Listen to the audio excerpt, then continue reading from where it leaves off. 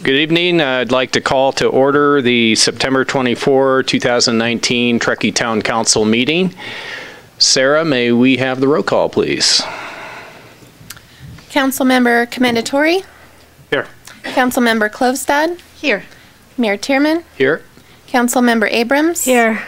And Vice Mayor Pallavi. Here. Excuse me, here. And at this point, I'd like to call on distinguished citizen Andy Barr to lead us in the Pledge of Allegiance. Raise the flag. Please join me in the pledge. I pledge allegiance to the flag of the United States of America and to the republic for which it stands, one nation, under God, indivisible, with liberty and justice for all. Thank you, Andy. At this point of the meeting, before we get into our presentations and our agenda items, we always have an opportunity for public comment for anything that is not on the agenda. So if anyone has public comment for anything not on the agenda, now is your time, and if you care to step forward, you'll have 3 minutes.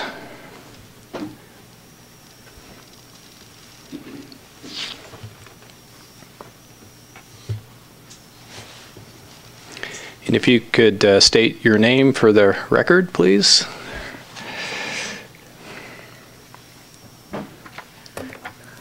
Hi, my name is Emily Cashton. Greenpoint owners are presenting a petition for a town council investigation regarding drainage problems due to a lack of oversight and enforcement of town permits. Examples include a road above Greenpoint subdivision was graded, causing ongoing flooding and damage to West Reed Avenue. Mr. Wilkins' email, September 6, 2019, identifies that Robert Montana's 5-home development above the subdivision was never initiated, thus never triggering review.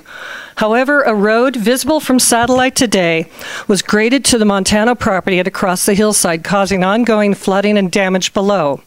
According to the 2002 Town Conditions of Approval, this graded road should have triggered a review. Mr. Lashbrook wrote on June 12, 2002, that drainage mitigation was a critical issue. Drainage ditches along West Street Avenue were removed during the installation of water and gas lines and not recreated after the installation. The town issued permits to Southwest Gas and the TDPUD to install gas and water lines down the length of West Reed. The drainage ditches were not restored, but instead flattened. After a 2002 complaint, only one ditch was restored. Mr. Wilkins' response on September 6, 2019 identifies that the filling of the ditches has not altered drainage on West Reed, ignoring claims to downhill properties.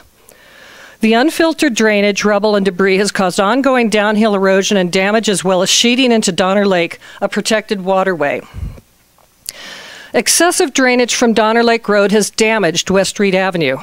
In 2002, Mr. Wilkins identified the town had responsibility for Donner Lake Road's excessive drainage due to under-engineering. This has resulted in a history of many damaging events, washing the road out multiple times. After the 2017 washout, Mr. Wilkins had shot rock dumped on the road, making it unsafe for the public, causing automobile damage. West Reed was not restored by the town to its previous condition.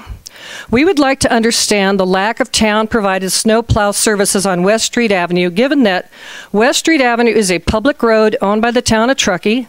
The owners on West Street Avenue pay taxes just as all homeowners in Truckee do. The homeowners in West Street Avenue are double paying for plow services, once via their taxes and once to the private plow service. The town should take action to reduce its exposure to West Street Avenue-related risks.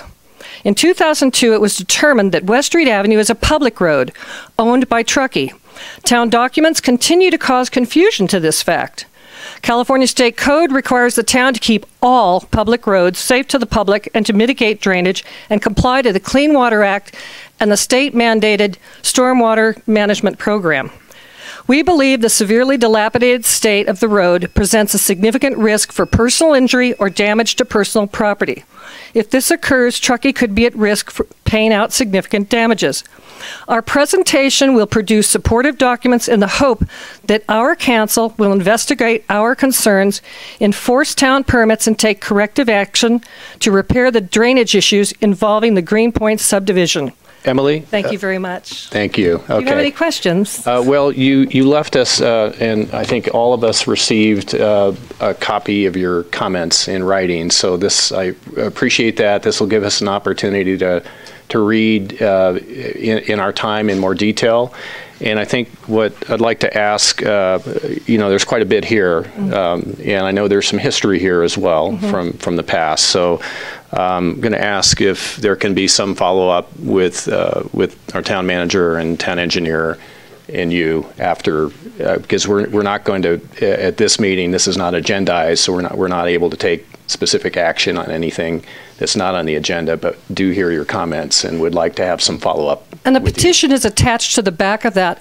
We would request that we meet with the town manager. Meetings with the town engineer over 22 years have been terribly unsuccessful, and we would like to see a positive resolution to this. Okay. Sounds good, and I think everyone would. So I really appreciate your time. Okay. Thank you, Emily. Y'all have a nice evening. You too. Appreciate it. Okay, any other public comment? Seeing none, we will close public comment, and we're going to move to our presentations tonight. We have 3 presentations. I think we're going to start with the first one. Of course, we're going to start with the first one. The first one, we're going to switch this up. We're going to do the Truckee River Day proclamation first, and then we'll come back to the second proclamation, which is relating to Childhood Cancer and Blood Cancer Awareness Month. So if I could have a representative from Truckee River Day join me at the podium.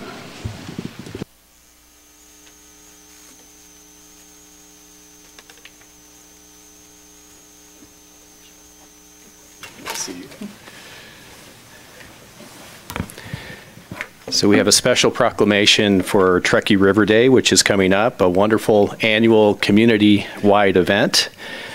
Whereas the Truckee River, its tributaries, lakes, meadows, and wetlands are beloved to local residents and visitors alike. And whereas the Truckee River watershed is impaired by 150 years of legacy impacts such as timber harvesting, construction of the railroad, and other transportation corridors, gravel mining, grazing, and dams, resulting in the Environmental Protection Agency and State of California designating the watershed as polluted. And whereas for each of the past 24 years, Truckee River Day brought together 400 to 800 community members of all ages to work on watershed enhancement and restoration projects in and around Truckee, reflective of the import of the watershed and environment in our daily lives.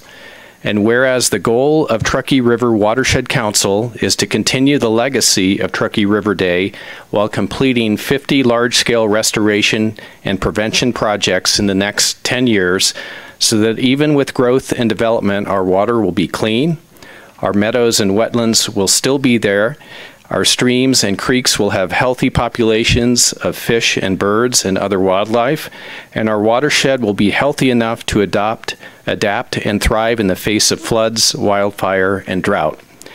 And whereas volunteer restoration projects will take place on Truckee River Day in the Martis Wildlife Area, MacGyver Dairy, Sage Hen Forest, Tahoe Donner, Donner Camp, and elsewhere in and around the town of Truckee.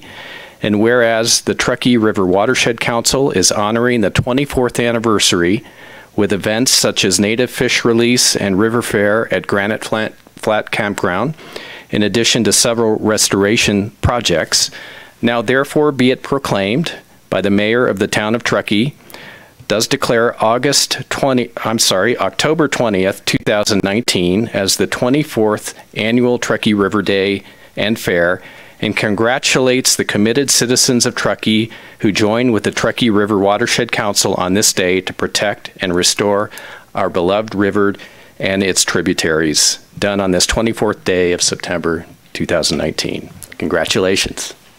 Thank you very much. You're welcome to say. All right. I want to say thank you very much to the town for many, many years of support. As I was compiling, all of the Grammy Awards thank yous, I realized that the town is a project partner, a funder. They have been one of our longest supporters, and as I look around the room, I see a really disproportionate number of past volunteers in here.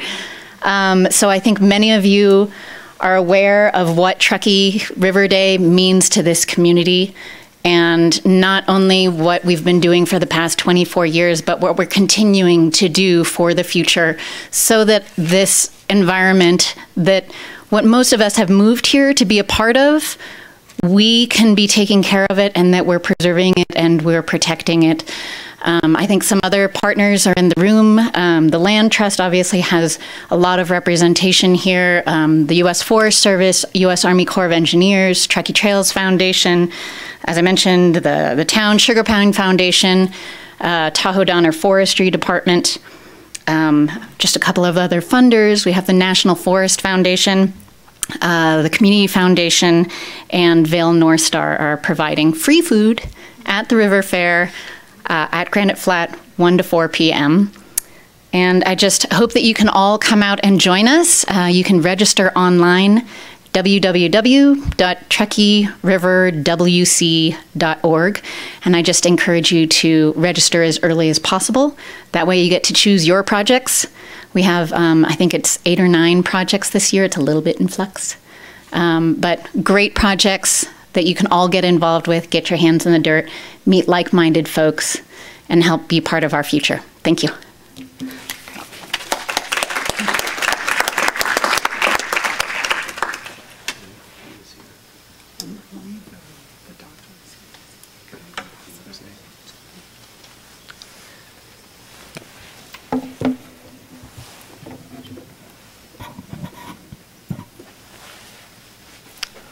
You already.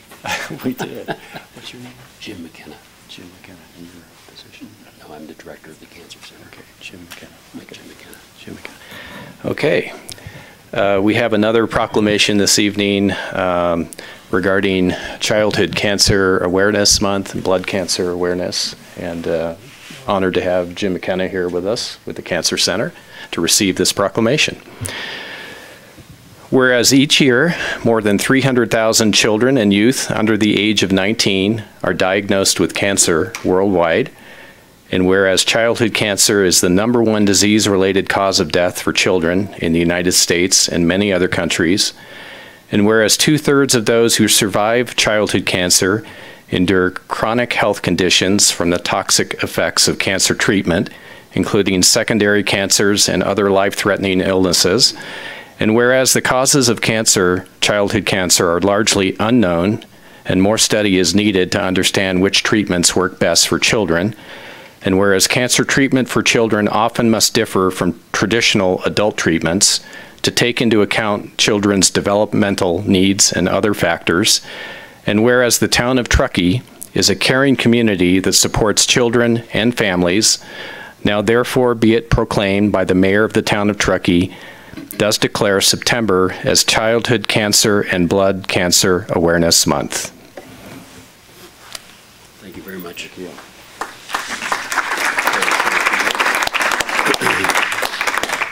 you. Just a few comments. Although we do not treat children at the Tahoe Forest Cancer Center, this is an important move.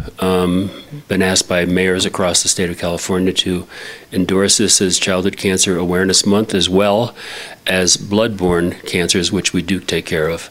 I am the director of the Cancer Center. I've been blessed for 2.5 years to be recruited here from the town of Fairbanks, Alaska. But my hometown is Wilkes-Barre, Pennsylvania.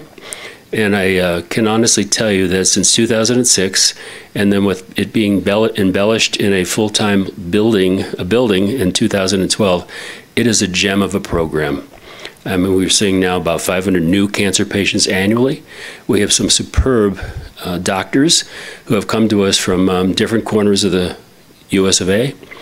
and I'm proud to have virtual tumor boards on Monday, Tuesday, Wednesday, and Thursday, breast, GU, GI, lung, and I'm more impressed that on any given day, those doctors from UC Davis and other rural health systems will say, doctors came, Dr. Capel, Dr. Lagarza, Dr. Semred, what would you do? Because I think you're all very fortunate to have some very quality oncologists here in this community, as well as some very dedicated staff, which now amounts to about 40 that are manning that cancer center and providing free psychosocial services to anybody in need of cancer care in this community. So thank you very much and appreciate this proclamation.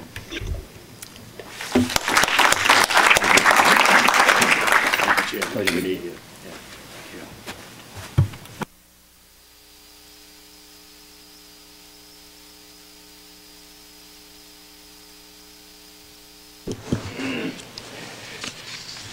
Okay, we have one more presentation tonight. Erica, you're going to introduce our new Civic Spark Fellow, which I believe is an AmeriCorps program. We're going to meet Erin Ronald. Thank you, Mayor and council members. I'm pleased to introduce Erin Ronald. She is our Civic Spark Fellow for this upcoming year. Erin, if you want to give a wave. So just a little background, Civic Spark is, as you said, a part of the AmeriCorps program. It's a governor's initiative here that is dedicated to building capacity for local governments and public agencies, specific to resilience issues such as climate change, water resources, mobility, and housing.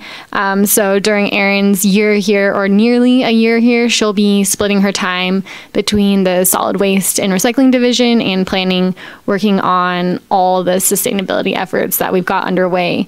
Erin is from Seattle originally and grew up ski racing and rowing on the crew team. She's a recent grad from Santa Clara University and double majored in environmental studies and sociology. And she did a lot of interesting work during her time there, including in internship with the Santa Clara University Transportation Department, where she helped create the university's transportation management plan. And she also co-founded an app called Extra Eats, which helps get leftover food to students who need it. So definitely she'll fit right in here, and we're excited to have her on the team. Thank you, Erica. And Erin, welcome to the town of Truckee. Delighted to have you here, and I guarantee you're going to enjoy your year here. So, and going to give you an opportunity if you want to. You don't have to, but if you wanted to say a few words, you're certainly welcome to do that. If you want to take a pass, you can get another opportunity down the road. So. Happy to be here. Okay, thanks, Erin. Don't want to put too much pressure on Erin, but she has very large shoes to follow. So you all remember Jillian very recently and all the wonderful work. So we're really excited about the Civic Spark program. It's just proved to be incredibly valuable, and we're looking for big things from Erin. Yep, fantastic. So welcome again. Okay, at this point, we're going to open up all three of the presentations to public comment. If anyone has any comment on any of the presentations we just had, now is your opportunity. So seeing no public comment, we'll close public comment and move on to our consent calendar. Tonight we've got 3 items on the consent calendar. We have item 6.1, minutes of September 10, 2019 closed session and August 27, 2019 regular meeting. Item 6.2, a letter of support for the name change of Negro Canyon to Johnson Canyon. Item 6.3, Coldstream Transit and Trail Maintenance District, public hearing time revision by the Town of Truckee Community Facilities District. So those are our 3 consent calendar items. Any member of council care to have an item pulled for discussion? No. Staff? No. Any member of the public care to have an item pulled? Okay. Seeing none, we'll close that out and bring back our consent calendar for a motion to approve. Just a quick comment that, especially with our land trust folks here, thanks for bringing this to us on the name change. I thought it was done a long time ago, so I'm glad we're finally officially doing it. And if anybody else has any comments, I'll make a motion to approve our consent calendar. Thank you, Dave. Second? A second, and agree with Dave. All right. Thank you, Anna. All in favor of the consent calendar? Aye. Aye. Opposed? Okay. Consent calendar carries. We'll now move on to our first discussion item of the evening, which we already have on the screen in front of us. So this is item 7.1, public hearing regarding an inflationary adjustment to the Truckee Donner Recreation and Park District Facilities Mitigation Fee. And Nick, you're up. Thank you, Mayor, Council members. This should be a rather quick item. This is the annual inflationary adjustment to the TDRPD's facilities fee. And in the audience tonight, we have Steve Randall. If there's any more technical questions, we can direct his way. So a quick background, the Rec District is required to pass this fee to amongst their own board, and at their meeting on August 22nd, the Board of Directors of the Rec and Park District approved this increase. Then also, as part of that motion, is a formal request to the town to also adopt this fee on the district's behalf, or collect it on the district's behalf. And as a reminder, the town has the authority to collect this fee for our local special districts, if they choose to, as part of the Mitigation Fee Act, also known as AB 1600, and as long as the district demonstrates some nexus between what the fee is collected from and what the fee is used for. And that nexus fee the Rec District does have, and it was completed in 2013, and it recommends an inflationary adjustment annually that's based on some standard index, and that it's based on a standard construction cost index. And the fee has been collected since 1996. Only recently, since 2014, I believe, there's been this annual inflationary adjustment. Before that, it was just kind of every few years, the Rec District would have to go back and determine what that nexus was and adjust the fee accordingly. But we're on an annual basis at this point. The impact fee is charged only to new residential construction. So it funds its purpose is to fund the one-time cost of those new facilities. So it isn't meant to be spent on any maintenance or operational costs. It is just strictly to maintain a level of service, maintain the current level of service. And according to the 2013 Nexus study that was done, the adjustment is based on the index that they identified in that study as the Engineering News Record 20 Cities Construction Cost Index, which I believe is somewhat of the industry standard. And it's from April to March, or from March to April of the previous 2 years is the percent increase that they adjust by. And this year was 2.98%. So you can see on this chart the incremental increase of that fee. So from 1996 until 2010, it was just done a couple of times. And then after that Nexus study was completed in 2013, then annually it's been incrementally increasing along with that construction cost index. And this is based on the square foot. The numbers on the screen are for just the single family comparison. There are two different land use types that it is applied to. So it's on a per square foot basis. Previously it was $1.93 for single family, $2.77 for multifamily, and that's increased this year, if adopted, by 2.98%. And the new proposed numbers are on the far right column. So the recommendation to your council this evening is to adopt Resolution 2019-56, which approves these annual increases to the park impact fees. Thank you, Nick. Are there any clarifying questions from council on this item? Go ahead. I just have one that came up for me was, are we just doing this for the coming year, or is this going to be ongoing?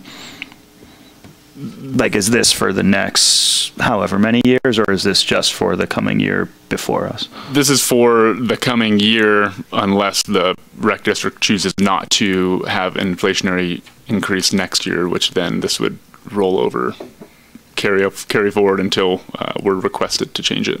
We're approving it for 1 year. Yes. Thanks.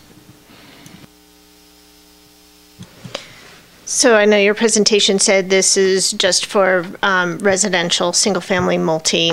And so the concept here being to capture those people that would use these facilities. Has there been any discussion or investigation as to whether or not hotels would be applicable in this fee? That's a great question. I am not sure how this would apply to hotels. Maybe, multifamily. Steve, maybe we can get you to step up on that one. It's generally, residential and it's not commercial, but hotels are kind of an interesting middle ground. Hotels do not. Push your button. There you go. Now am I on? There you go. Hotels do not come into this equation. It's only for residential development. And, out-of-towners use a lot of our facilities, but they pay a rate for certain facilities and certain not. This fee is basically, if everybody in the community has a blade of grass, if we create housing and bring in another 1,000 people, maybe we'll only have 3/4 of a blade of grass for everybody. So it's to maintain our existing level of service. But to directly answer your question, hotels are not a player, nor does the law allow that. Thank you. And the last Nexus study was done in 2013, you said? Yes. And the recommendation for the reoccurrence of that study? So I believe, and Steve, this might be a better question for you. I know that with the fire district fees, their Nexus studies are required to be updated every 5 years. I'm not sure if that applies to the rec fee as well, or if a Nexus study is being planned to be updated soon. Yeah, we'll be doing a Nexus study this year, or actually into next year. So in next year's fee update, we would have the opportunity to review your Nexus study. Yes. Okay. And that would give us an indicator or the background understanding of why the difference between the single family rate and the multifamily rate, correct? It's based on the amount of people within a household. So I don't have the numbers. I didn't bring the numbers with me, but typically there's about 2.5 people per single family that goes up with a multifamily use. So you're trying to maintain your existing service for the amount of people it generates. So, but that will be part of the study? Yes. Yeah. Okay. Thank you. I'd like to clarify the issue about how long this approval lasts for, because these become the rec district's fees, and they stay in effect going forward until and unless they raise them. So it's not as though the fees that the council might be approving tonight would go back down after a year. It's not a 1-year approval in that sense, but it's a 1-year approval in the sense that they may come back next year and ask for another approval to raise them. And just to clarify on that, Andy, so is it 2.98%, we're approving this year's annual inflationary increase? Is that automatically going to kick in next year if we do nothing? No, it has to come back. That's all I was trying to clarify. Right. There's Okay. a quirk of state law that doesn't allow some special districts to set their own impact fees. So that's why they have to take it to their board, but then they have to come back to the council for approval because they can't do it on their own.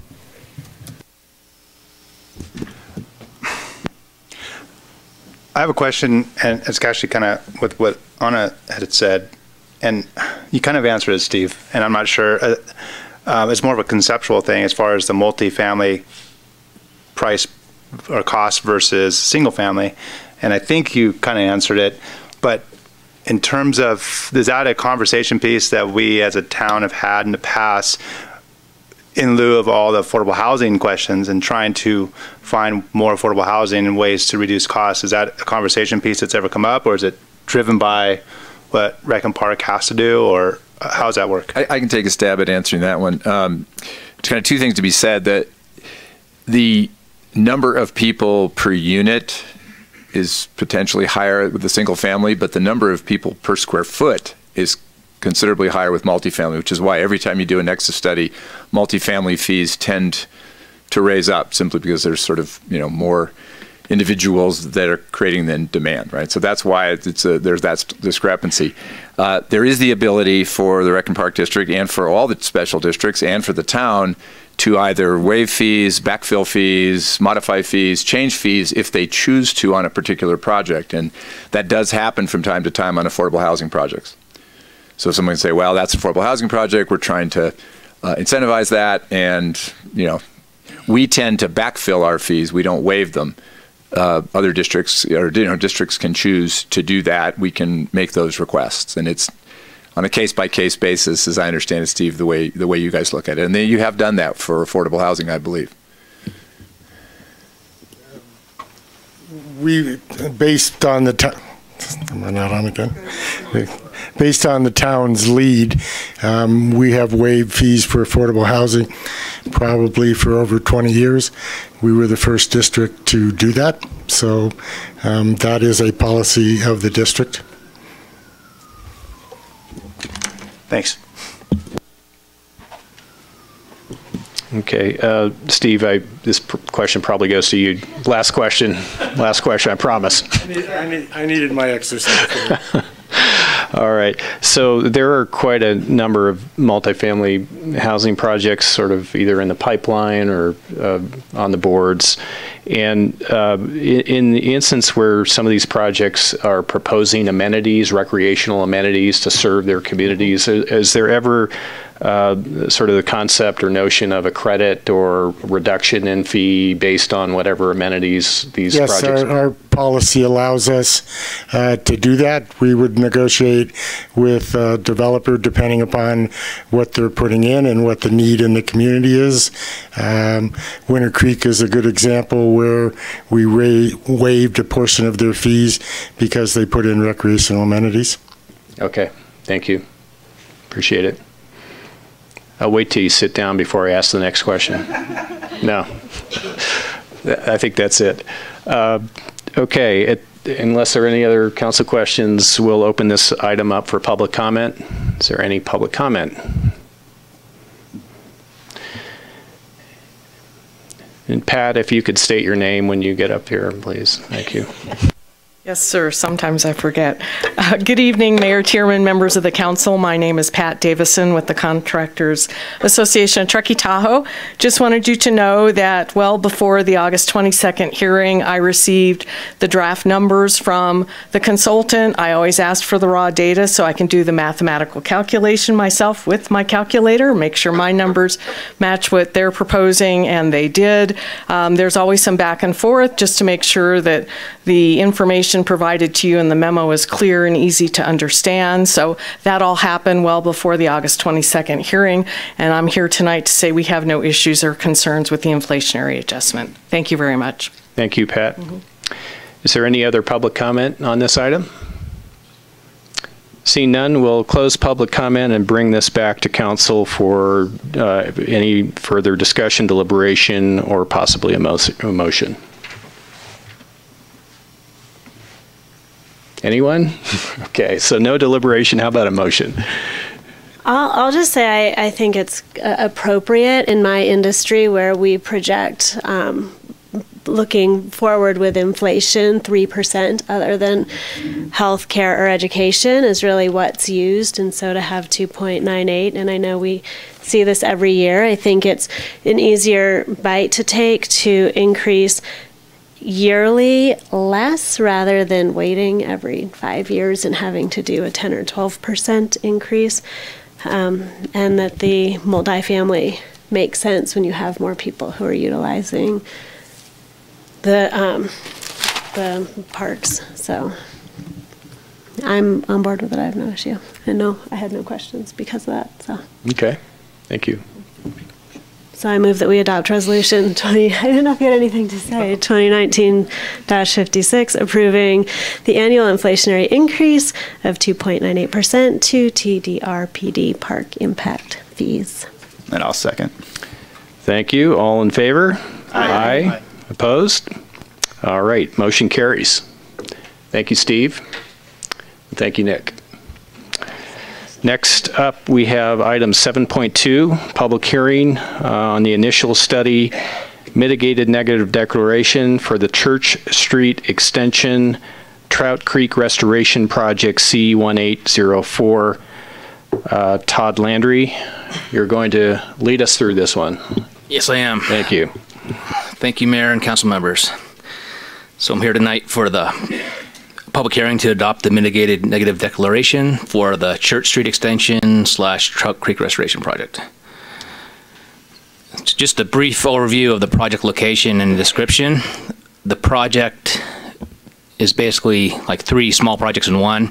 So the Church Street Extension portion extends Church Street from the rail yard development where the balloon track currently ends, east and north to an intersection with Glenshire Drive, and it creates a new crossing over Trout Creek. At the intersection of Church Street Extended and Glenshire Drive, there would be a new intersection configuration in the form of a roundabout. And then the third component would be a restoration of Trout Creek. So the town's been working on basically 5 reaches of the creek restoration over the last 12 or 14 years, and these 2 reaches are called Reach 4, which is the portion along the balloon track, and then Reach 5, which would be downstream from the balloon track all the way down to the Union Pacific Railroad right away. So as part of this project, we're hoping to do not only the restoration that would be required immediately upstream and downstream of the new bridge crossing, but also restore the creek. These are the 2 remaining sections of the creek that have not been restored. And by restore, I mean that we would basically improve the creek such that it would contain the 100-year flood as one thing. Another thing is we would be restoring the creek to provide additional riparian habitat and aquatic habitat as features as part of the restoration project. So that's just an overview of the project. And the lines here, the red line that you see here is basically the study area for the environmental document. So as part of the discussion and communications, and the town took on the lead agency status for the California Environmental Quality Act, and what we decided was appropriate would be a initial study, mitigated negative declaration, which is what we prepared. As part of our communications, we reached out to the Native American community, notifying them of the project, asking them if they would like to consult with the town staff if they had any concerns. We filed a notice of completion, meaning that the mitigated negative declaration was completed, and filed that with the state clearinghouse, so any state agencies could comment if they desired. It was circulated for 30 days with the state clearinghouse, as well as it was posted with the Nevada County Recorder's Office. There was a link that was placed on the town's website, and a notification went out notifying anyone that was on our list that it was available for review on the town's website. We provided a hard copy that was available at the clerk's office for any member of the public that would like to come in and review the document. And we also mailed postcards to all property owners within 500 feet of the study area. The conclusion was we received no public comment from any state agencies or the Native American community or members of the public to date. The initial study identified impacts from, basically looked at 20 different environmental categories, and it identified that 17 of these had less than significant impacts, which are the ones listed on this screen. 3 of the categories actually had less than significant impacts with mitigation measures. So this included biological resources, cultural resources, and noise. So it was determined that a mitigated negative declaration would be prepared.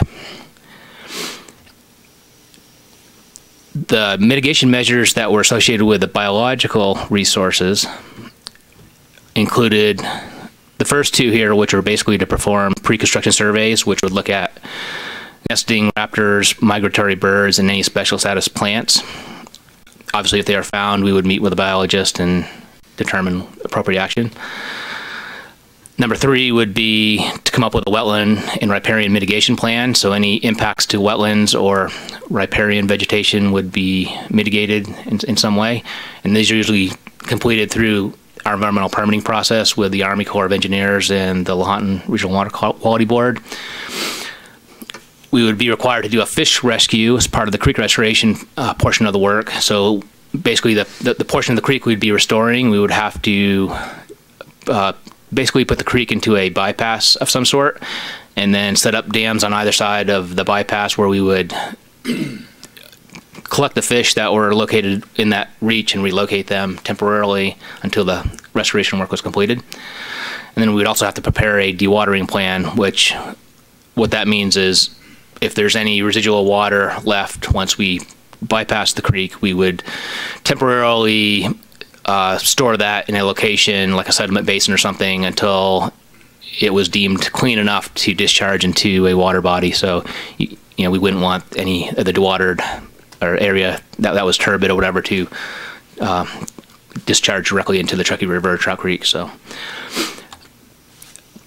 we also had two cultural mitigation measures identified, and these were related to if any artifacts were found, either archaeological resources or tribal cultural resources or any human remains. So if any of these things were found, we would consult with an archaeologist to determine how best to handle those.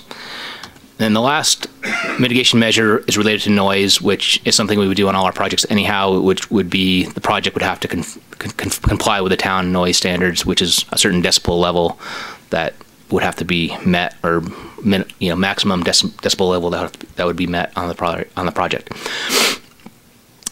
So that's the conclusion of my presentation. So our recommendation, as identified in the staff report, would be to conduct the public hearing, accept any public comment, if any, and to adopt the resolution 2019-54, which was included in the staff report.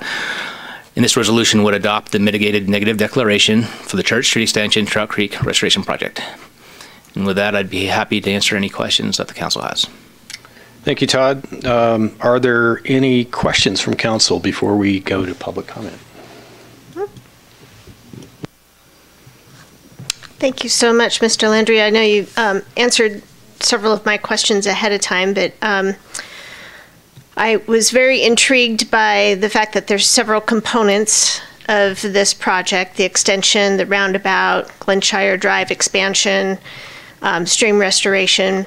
So I assume we're going for grants and other funding support. Can you talk about what those would be?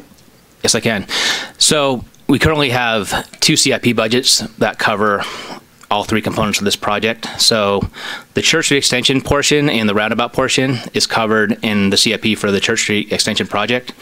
And that project is funded by traffic impact fee funds primarily. And the reason for that is this project is identified in the town's AB 1600 traffic impact fee program. And maybe I can go back to that graphic I have on slide 2 real quick. Maybe. Anyway, the reason for that is it mitigates the traffic that currently is trying to make a left turn from Glenshire Drive onto Truckee Way. And maybe while you're talking about this, you could also talk a little bit about how much these elements will cost. Sure. Yeah. So because this project would provide more of a direct link between Glenshire and Olympic Heights with downtown Truckee, traffic that currently uses Glenshire Drive to make a left-hand turn onto Truckee Way heading into town would no longer have that long delay on the left turn movement, and would be able to use the roundabout to access town directly.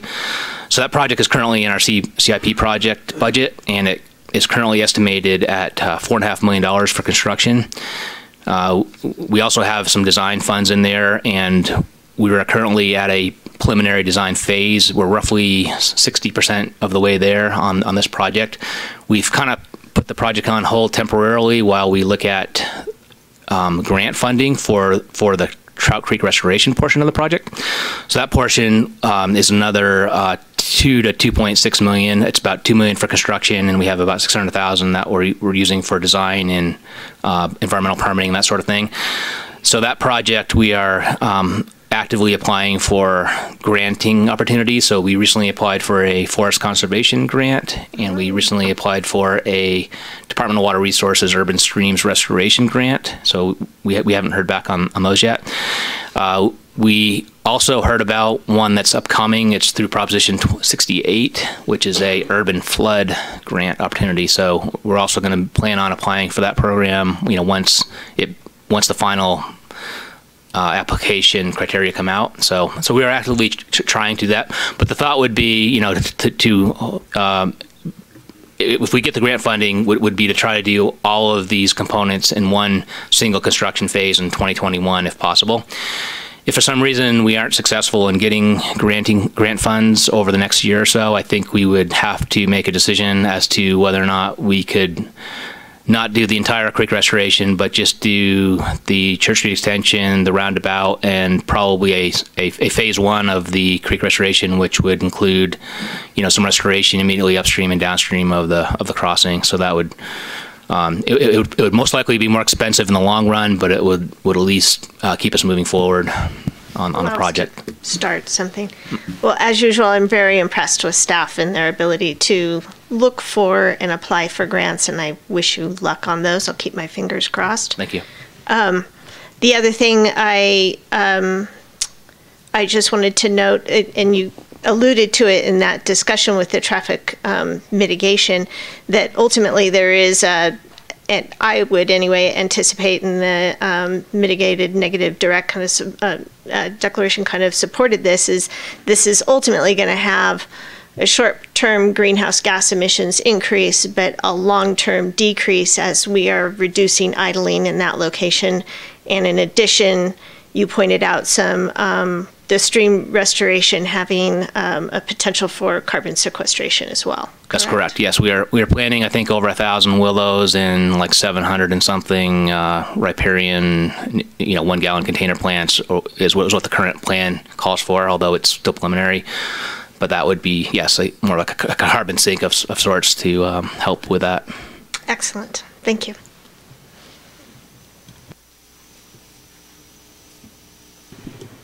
If I could just offer one more thought. I think this is a good opportunity just to add a little bit about CEQA, because the Town Council doesn't actually see a lot of in-depth EIRs and negative declarations as much as you might. And with development projects moving around, you may see some more. So it's a good opportunity to kind of think about what some of this terminology means. The negative declaration terminology means you're declaring there are negative or no impacts on the environment. The mitigated word, provided that mitigation measures are incorporated. And in this case, the developer has to agree to those mitigation measures, and then it kind of buttons up. So it sort of works together. In this case, we are the developer. We're, of course, agreeing to it. But if it's a private developer, there has to be that agreement in order to do a mitigated neg deck and be able to make it work. That's an important kind of distinction.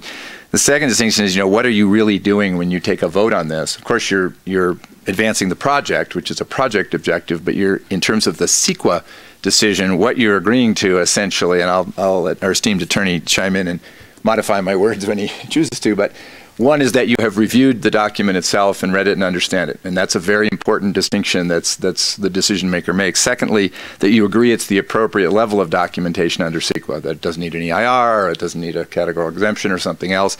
And then third, that you agree that it adequately discloses the impacts and mitigations to not just the decision makers, but the community. So those sound like a lot of buzzwords, but those are the kind of precise pieces of CEQA that you'll see again and again in these kinds of documents. And it's important to think about what is the actual decision. Our planning commission tends to wrestle with this more often than the council does. That's why I did that little thing.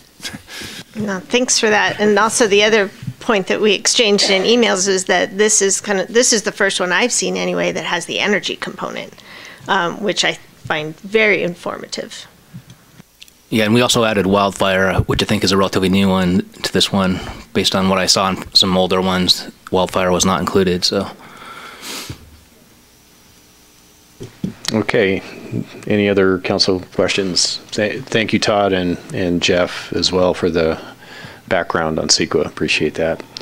At this point, we'll open this item up for public comment. Is there any public comment on this item? Seeing none, we'll close public comment and bring this back to council for deliberations, discussion. I will just, I guess my only encouragement would be is go through the process and keep the process going. As a Glenshire resident who has spent a lot of time waiting on that turn, or coming in on a snowy day, coming down the old Donner Pass Road, now Truckee Way, making that left turn. This is I think, is both a safety thing as much as anything else. And I know all the residents out there, for whatever reason, would probably really be happy for this. So my goal would be to kind of, although I get the grants, even if to phase it in, to me, it's that important to that part of the community, is to make sure it keeps on going. So.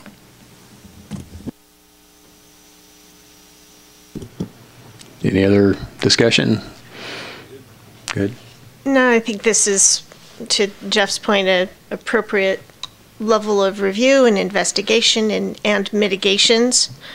And I think this project is going to significantly change the look of this area and the circulation patterns, creating a whole new road and extension that I think is going to be very welcome by many members of the community. The only other thing that I wanted to just point to is that there is a place in this EIR where they talk about the Nevada County Energy Action Plan. And at this point, we as a council don't have a seat at that table. And I just wanted to extend my interest to staff of having a seat at that table to make sure we are part of that plan.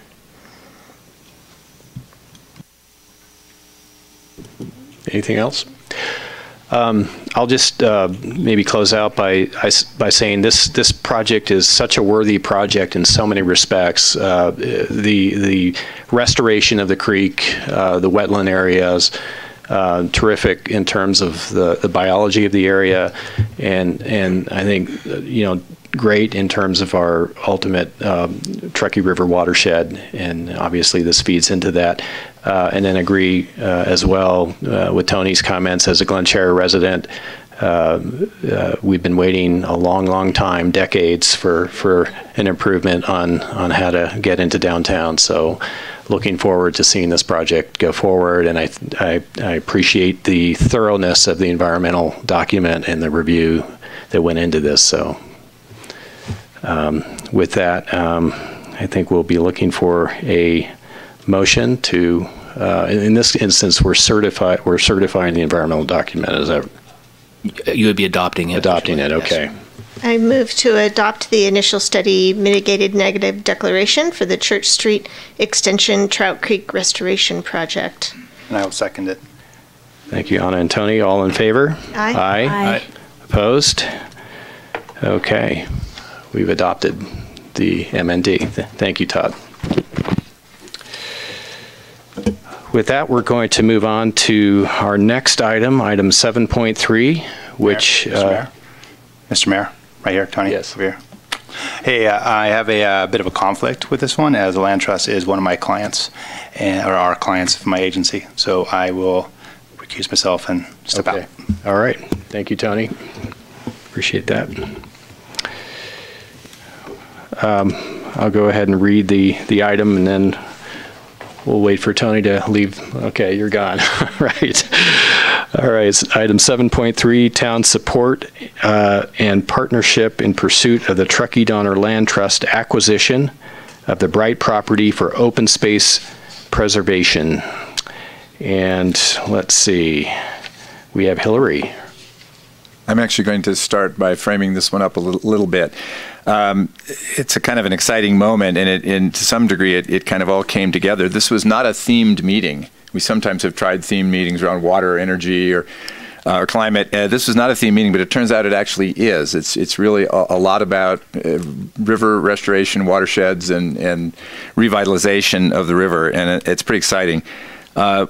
Revitalizing a river that a town, hundreds of years ago sort of turned its back on is a huge thing and very difficult. And we've got a great plan in place, but it's been a while in seeing those projects and ideas come to fruition. And it's really falling together well. The way this project, the next staff report, and how they kind of work together, and could be really a game changer, I think, for downtown and for river access. If you think about it, we don't have a lot of river access, even though we've got 12 or 13 miles of river running through the middle of our community.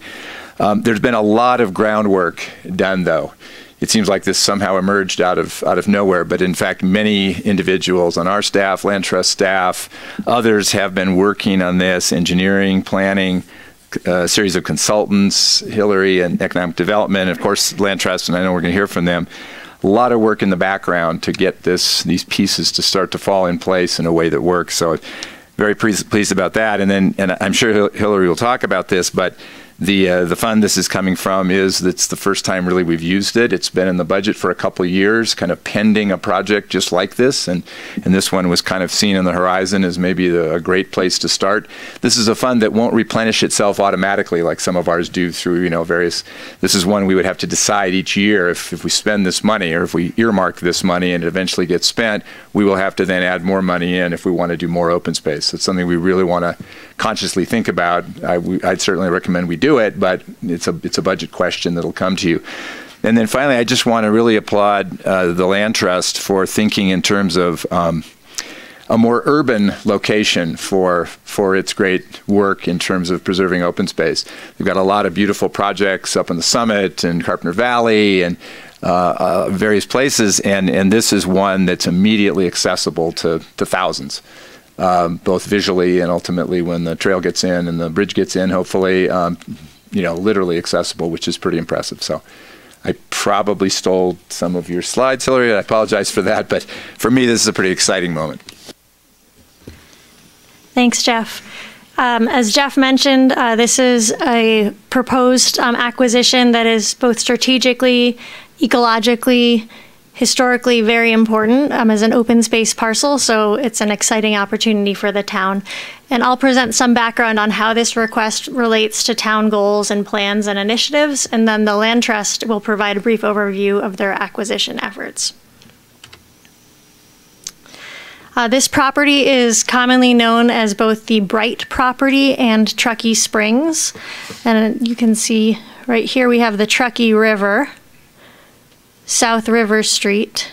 So this is just south of the Truckee River, just west of South River Street. It also is directly across the river from the town-owned site called the Old County Courtyard, or the West River site, which, as council knows, is currently being designed for a mixed-use riverfront park and river-oriented development.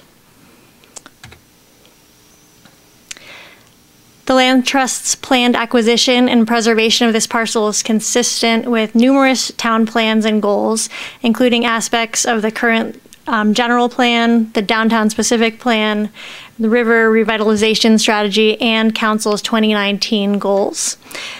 Strategic goals that this acquisition will support include enhancing bicycle and pedestrian opportunities, supporting protected, connected, and publicly accessible open space, preserving the river corridor, and providing public access to the river. And it really buttons up all of those important town goals into this one opportunity.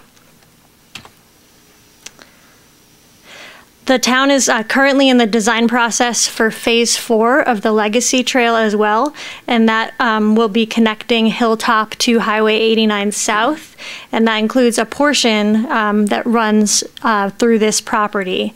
So working with the Land Trust will provide the opportunity for the town, if we choose to sort of look closer at the current design of Phase 4, an opportunity to improve the trail alignment and trail amenities in this section, including providing trailhead parking, access from South River Street, and designing a pedestrian bridge across the river from this property to the end of Mill Street, adjacent to the town's West River site parcel. That bridge has been long envisioned in our adopted planning documents and would provide a connection between this open space area, the West River site park, and a critical connection between our downtown and open space and the Legacy Trail. The next item on council's agenda will get into the details of that potential design work to look at those different trail improvements. The specific request before council tonight is for a commitment of $500,000 in town funding, and that, as Jeff mentioned, would come from a special designation we have in our budget for open space acquisition. Council set aside that $500,000 in the special designation in 2016 in order to provide support for a future strategic open space acquisition opportunity. This was one that was sort of always on the horizon as a potential. Again, it aligns well with town goals, but it wasn't necessarily earmarked specifically for this project. These funds have been maintained in this special designation through the past 3 budget cycles. They're still available in your fiscal 20 adopted budget. As Jeff mentioned, it's sort of a one-time set aside, so once they're spent, that special designation is used up unless it's replenished in a future budget cycle. Staff is recommending that any town funding commitment that we provide be contingent upon the land trust raising the remaining funds that are necessary by the close of their escrow, and that these funds be committed in exchange for all the easements that may be necessary to accommodate trail infrastructure and pedestrian bridge construction on this property. We haven't yet determined exactly where those easements would go, so over the coming months, staff would continue to work closely with the land trust as we go through the design process to work out the details of an agreement, which we would then enter into once we've finalized that design. So with that, our recommendation tonight is to approve Resolution 2019-52, authorizing the town manager or designee to negotiate and execute an agreement with the Truckee Donner Land Trust to provide that $500,000 in funding to support acquisition in exchange for all town easements on the property that may be required for trail infrastructure and pedestrian bridge development. That resolution also would authorize the town manager to send a letter to the land trust memorializing the town's intent to enter into such an agreement once we've negotiated the details. So with that, I'd like to introduce Ted Owens, who wears many hats in this town. Tonight he is wearing the hat of Truckee Donner Land Trust Board's land chair, and he'll provide some additional background on this opportunity. Thank you, Hillary, Mayor Tierman, council members. As it was pointed out, tonight the hat I am wearing is one of a board member of the Truckee Donner Land Trust and as the Lands Committee Chair. I would like to compliment Hillary on her report. It makes mine much simpler. A longtime resident who has passed, Ruth Frischman, used to say brevity is an art, and I'll do the best that I can. I'm actually pleased that Councilmember Commendatore has recused himself so that he doesn't see anything that might affect the rating of our insurance policy. The material might affect our premium. Tonight it is truly my great pleasure to be before you and speak about this opportunity that stands before us in a public and private effort. This is a day that I don't think I ever thought I'd see materialize. And part of my comments, we're going to reflect on how long ago I sat on this dais as a planning commissioner, as a council member, and realized that that wouldn't quite have the punch that it should have, given that Truckee's first mayor, Kathleen Egan, is in the audience and lived through some of the things that I will talk about. And that would be in the early days, you know, the first general plan, which was fresh when I was on the council, as well as the downtown specific plan, and more importantly, perhaps tonight, the Truckee River Revitalization Plan. And there was great hope for the town's greatest asset, which is the Truckee River, and what it meant and what it could mean to this community. It meant a lot to other past council members, I will assure you as well. So it's my honor to be here to talk about this tonight. And as that first slide depicts, it's all about riverfront access and open space in the downtown, as was pointed out in earlier comments, and how unique that might be, and what it could do also to spur economic development along the Truckee River corridor, moving historic uses from the 1800s off of the river. Industrial uses planted themselves on the river. It was very efficient because you could just push your refuse out the back and it was efficiently removed and carried off to Reno. However, these uses continued into our current times. And the goal was, of course, to try to move those types of uses to other locations so that revitalization and different uses could develop along the river. And it's our belief, I think, without a doubt, that a gem such as the Bright property could help spur a renaissance and that type of development. Slide 2, if we could. Possibly. Better than the clicker. So one of the things that's very important to us is conservation at the town's core, and I think that this gives us a wonderful opportunity really to demonstrate the talk that we talk, that you talk, in having a conservation area right in the downtown, in an area where there is a lot of things going on. It offers opportunity for people to access habitat, to visit habitat, to maintain corridors, and some very small little pockets of that type of environmental habitat that we don't always look at because we're moving too fast. And this gives us an opportunity to slow down a little bit. It gives us an opportunity to protect watershed and to increase access. You know, if Richard Anderson were here, he would say for angling purposes, I believe. But it's a wonderful opportunity, as well as climate change adaptation, and I would argue opportunity to view and study what happens with climate change on this particular parcel. If we could click again. Again, access and recreation. The Legacy Trail was mentioned a little earlier. Now, the Legacy Trail began, I don't even remember, I think it was on the working crew, the first mile with Rotary years ago. Again, that was a dream that has really changed our community with what we see today. And this area, it was described to me by John Svan, one of our staff folks, that this is kind of a golden spike moment in many respects with respect to trails. This is also a very important component of the Pyramid Lake Tahoe Bikeway component. And that's kind of making it kind of the Transcontinental Railroad moment because that is key to that connectivity. It also offers connectivity to Forest Service lands and other opportunities and other wildlife lands.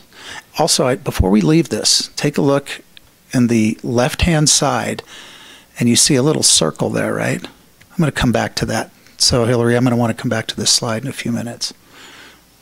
Economic benefits. This is something that was very strong as a part of the revitalization plan, trying to, having this iconic open space and trying to drive changes along the river. And it is our belief that this would be an attraction for downtown businesses. To kind of key off of this, as well as what the town is planning and designing with respect to the Old County Courtyard and the connectivity of that pedestrian bridge. This is movement, this is momentum, and this is important, I think, to achieve this goal. It also offers alternative transportation opportunities. We spoke a moment ago about the trails, so whether it is pedestrian or foot traffic or bicycle traffic, nevertheless, you don't need your automobile to access this wonderful piece of land.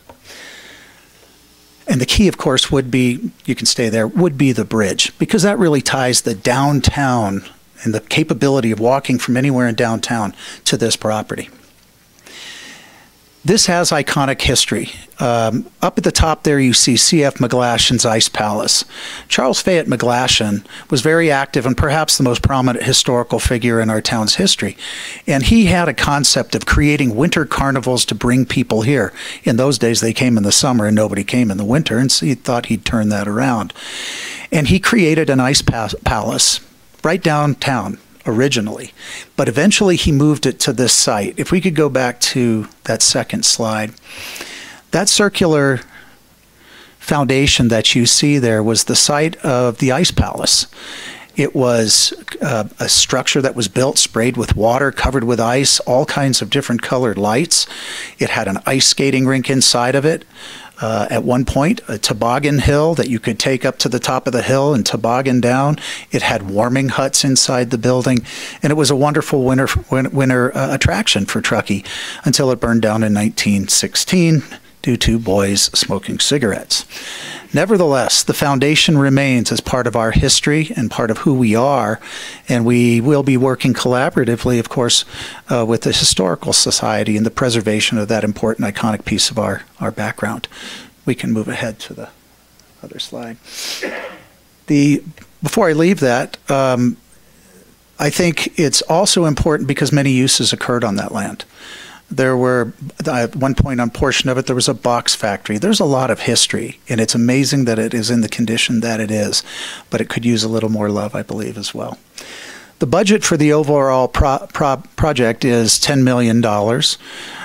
Acquisition is $6 million. And of course, the bridge and the other amenities are estimated in the $4 million range for the total of 10.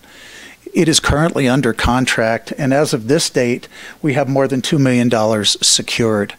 But this is a wonderful opportunity, and you will hear more from some of my colleagues at the Land Trust for that kind of ideal public-private collaboration that helps us do something that we've actually, as a community, been talking about for over 25 years.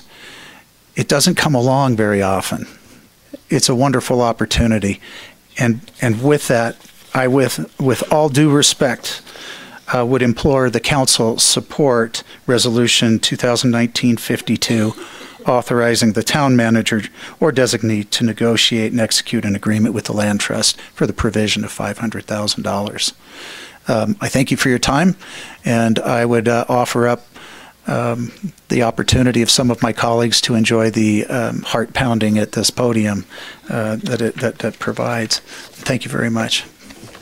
Thank you, Ted, and thank you, Hillary, for that great overview.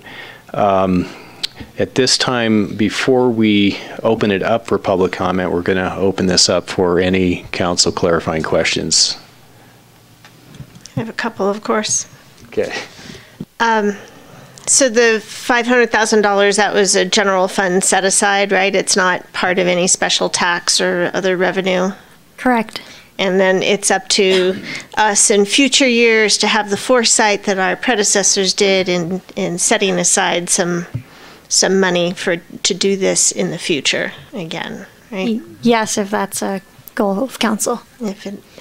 And then are there any other agencies or projects that have come forward with any interest in this specific set aside?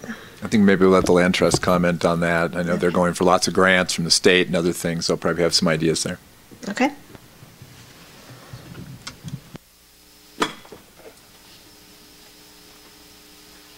Good evening. My name is Perry Norris. I'm the Executive Director of the Truckee Donner Land Trust. Part of the funding plan, we've received $1 million from the State of California Department of Resources. We submitted $1 million proposal, I think, today for Prop 68 funding. So altogether, we anticipate maybe $4 million from the state of California. And then in addition, on numerous projects that we've pursued, we've been able to marry private fundraising with public dollars, and this will be no exception. So we anticipate of this $10 million, approximately $4 million will be raised from within the community and Land Trust supporters going forward. Does that answer your question? Yes, thank you. And then back to staff, just have there been any other agencies or entities that have asked for this funding? Not that I'm aware of. I've offered to spend it on other projects, but no. I declined the offer. Understood. Thank you, Hillary.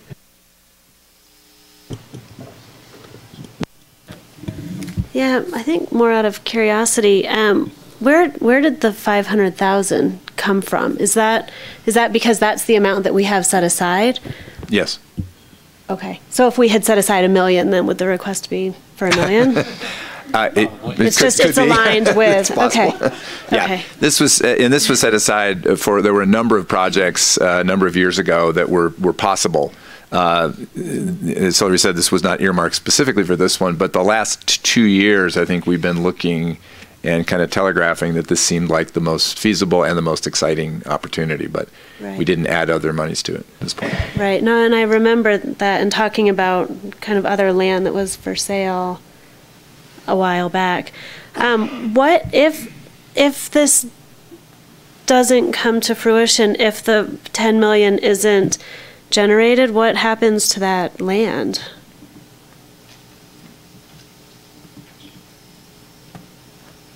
What happens to the land is the land trust would be in breach of contract, and technically we would forfeit will be $1 million in deposits. So we have a very large incentive to get this done. I see. So it's not really an option. It will come to fruition. The current property Understood. owners have submitted applications for different kinds of land use entitlements. Haven't managed to get those to go very far due what we think is inconsistency with the downtown specific plan, but they have had big ideas in the past. I see. Thank you. Quick disclosure for me, I met with Perry and Paco on a couple of our upcoming, this agenda item and our next one, so just wanted to make that clear.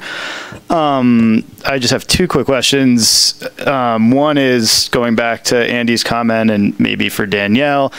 Was this property ever included in our regional housing needs assessment or any type of housing numbers in the past 4 to 6 years or so? So in our 2014 to 2019 housing element, we identified it as a candidate site, but we also had several candidate sites listed, and we only had to rezone a portion of those. And then when we moved into our recent 2019-27 housing element, we had already met our RENA numbers, and we didn't need to include that one, so it sort of dropped off the radar. So we've never had any designated housing in our purview? No, and it was never counted towards our RENA requirements. Great, thank you. And then I just had a quick question, Hillary. It was on your funding request slide. It was the last bullet, but just to be clear, I see that it's saying in exchange for all trail infrastructure and pedestrian bridge easements, that is at no cost, or that is in exchange for something, or just maybe looking for a little more specificity there? Yes, the proposal is that our $500,000 payment would be in payment for any easements that are necessary for the improvements we agree to. So no additional payment infrastructure for those costs. easements, yes. Great. And then Perry, I think you answered one of my last questions, which was part of Jessica's, but you have a $1 million down payment or deposit, or how do you escrow opening? How is that referred to in land trust speak? In land trust speak, we have a series of 4 deposits. We have an 18-month escrow period that began about 40 days ago. We will have a $250,000 deposit in 90 days, another $250,000 deposit in 6 months, and finally another one in 12 months. And $250,000 was our initial deposit upon execution of the purchase and sale agreement. And when does our money go into that pot? The way that we have proposed to structure it is that our money would just go into that pot once the land trust has raised the remaining amount to close escrow. In other words, we are not putting down money for a deposit that would then be lost if they do not succeed in their fundraising goal. Great. Those are my only questions. Thank you. Perry, before you leave, thank you. Yes, sir. Real quick, so I want to make sure I'm clear that we've talked about 10 million, but actually the critical path is $6 million, right, to purchase the land, and the other 4 million Correct. is for, okay. Correct. So right. The contract specifies $6 million, which was the appraised valuation. Okay, thank you. Any other council questions? Okay, so at this point we will open this item up for public comment. If you have public comment, please step forward to the podium, and also please state your name as you begin to speak. You'll have 3 minutes each. Thank you. Good evening. Jeff Brown. I have the privilege of serving as the board president for the Truckee Donner Land Trust. While others tonight will speak to the economic and lifestyle benefits of this acquisition, I'd like to take a moment to speak to our core principle, which is its conservation value. Protecting these 26 acres will preserve connections between the river and thousands of acres of upland habitat for numerous species. Bear, coyote, and deer are regularly seen on this property. It will maintain contiguous open space with upstream U.S. Forest Service and California Department of Fish and Wildlife properties. It will open the property for watershed restoration for the impaired Truckee River, creating the opportunity for increased groundwater restoration and increasing floodplain access to absorb extreme flooding. Conserving and restoring the vegetation on the site will help prevent erosion and serve other critical ecological functions. The riparian habitat is characterized by willows, alders, and aspen, increasingly rare in our area and giving way to mixed conifer forest as the property turns uphill. For these and other reasons discussed tonight, we greatly appreciate the town's support in our acquisition of this property. Thank you. Thank you, Jeff.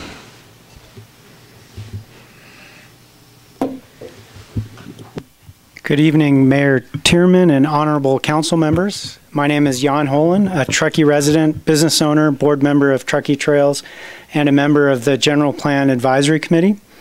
I would like to register my wholehearted support for the town investing in an easement on the pending land trust acquisition on the Bright property.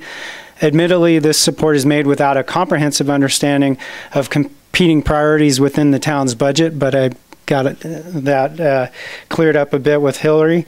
The Truckee Donner Land Trust and its leadership has proven itself as an exceptional steward of land acquisitions as well as public and private funds. I'm confident the Land Trust will balance restoration, conservation, and public access.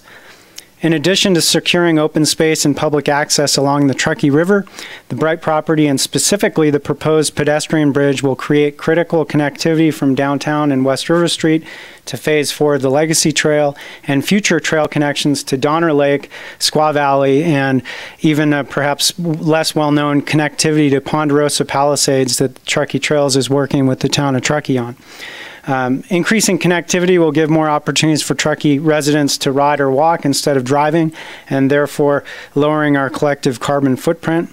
Helping secure the Bright property for public benefit will be valuable for the Truckee community, our visitors, our local economy, and our environment. Thank you for consideration of this resolution. Thank you, Jan. Good evening, Mayor Tierman and council members. My name is Andy Barr, just a concerned citizen here to speak very quickly in support of the Land Trust project and in support of the town supporting the Land Trust project.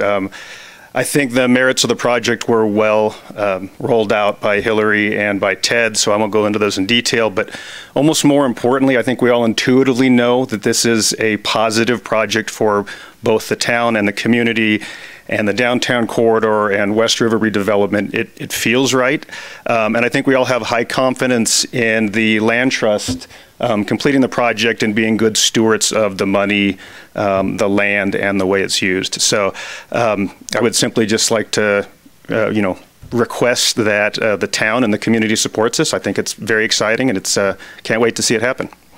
Thank you. Thank you, Andy. Hi, I'm Sydney Scott. I'm also a board member on the Truckee Donner Land Trust, and I also would like to thank you for supporting this measure. I wanted to talk just briefly in a story about kind of the personal effect of Truckee residents that the river has. My daughter, Elizabeth, grew up in Truckee, and she graduated from high school last spring.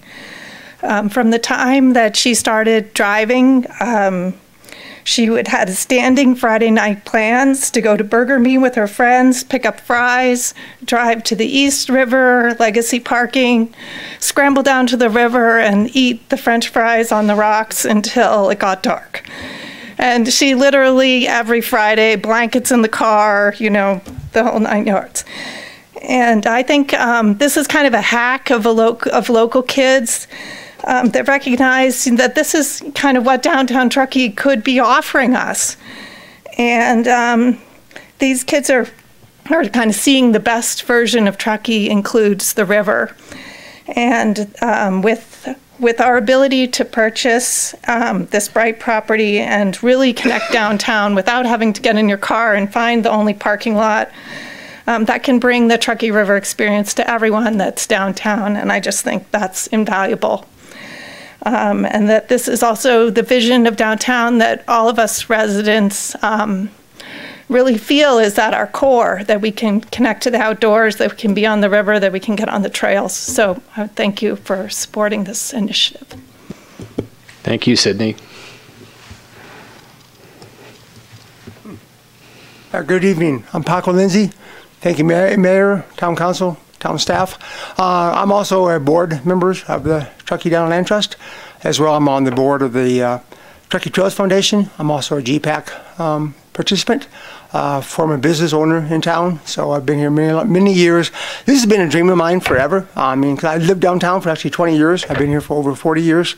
And just, you know, seeing downtown like it was when I first came here 45 years ago, with actually lots of junk on the river and no access to it, this is like a dream come true for me personally.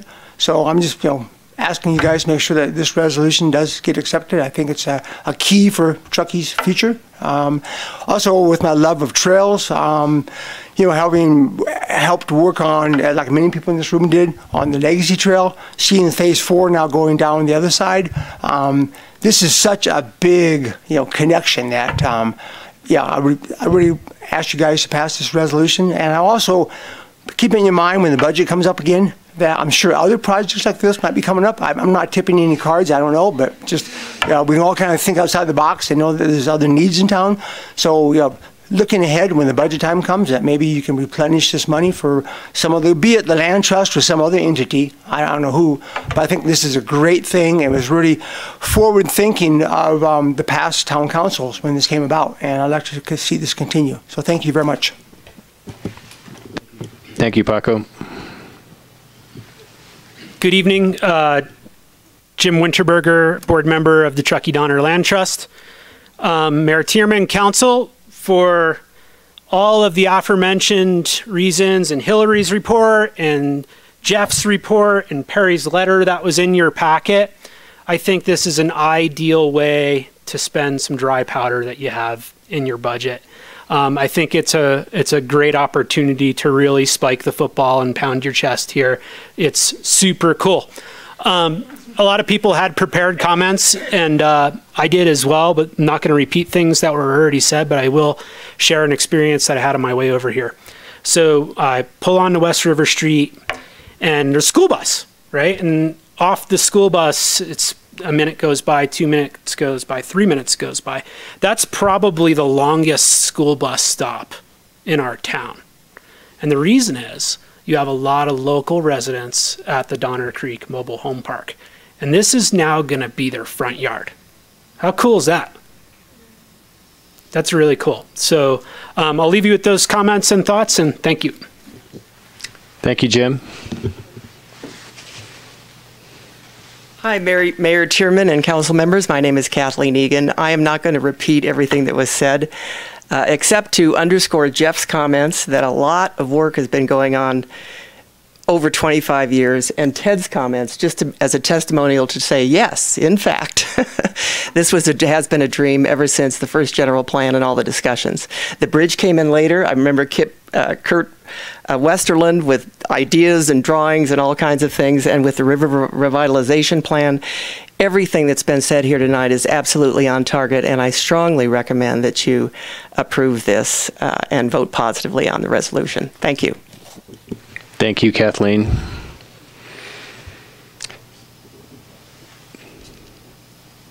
Is there any other public comment on this item? Okay, seeing none, we will close public comment and bring this back to council for deliberations. Who would care to start? Want me to start? Sure. really exciting. Hard to decouple this with our next agenda item as well, but I will do my best. First, thank you all so much for your comments. You are all professional town council comment makers. We appreciate that. All well within your time limits and really solid there, and not even repeating each other. That was great. So thank you for that. You know, I agree with just about all the comments that were made. I think this is a really key property. I love John's golden spike analogy. I think, you know, if we're talking about recreation and sort of the confluence even of the river and Truckee, this property really does hold a lot of that.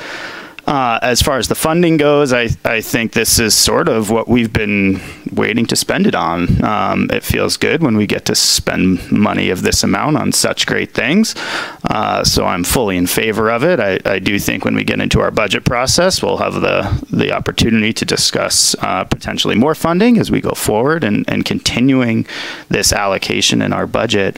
Yeah, and I really think this is the way to go. And when we get to our next agenda item, I'll provide some more comments of really why. But we have to start here and we have to get this project moving. And I think every commitment, especially up front, I know helps with leveraging land trust resources. So I'm glad this is coming to us quickly. Thank you. And hopefully you can use this to leverage additional funds in your campaign. So those are my comments. Yeah, I completely agree. Without wanting to repeat everything that's been said, I respect and appreciate the work of the Land Trust. I had the opportunity to hike through Carpenter Valley with, I think, Kathleen, you had set that up. It was a mind-blowing experience, and I appreciate what you're doing. This money's been set aside really for this purpose, and now we're able to actually utilize it, which is exciting, and to have it be in town and to be holding the river. I'm completely on board. So I think it's thrilling, and I also agree that when the budget rolls around again, that it's important to be looking forward and to have funding in place so that we can be ready when another opportunity arises. I would just like to say how normally when we spend this much money, we're buying a bunch of concrete and asphalt. I'm pretty excited to help buy dirt this time. This is great. And really, I love the idea of, you know, the front yard that we're creating here. Jim, that was a wonderful point to make. This is going to be a key piece of property for our downtown, our community, our river revitalization, all the points that Hillary made in her presentation.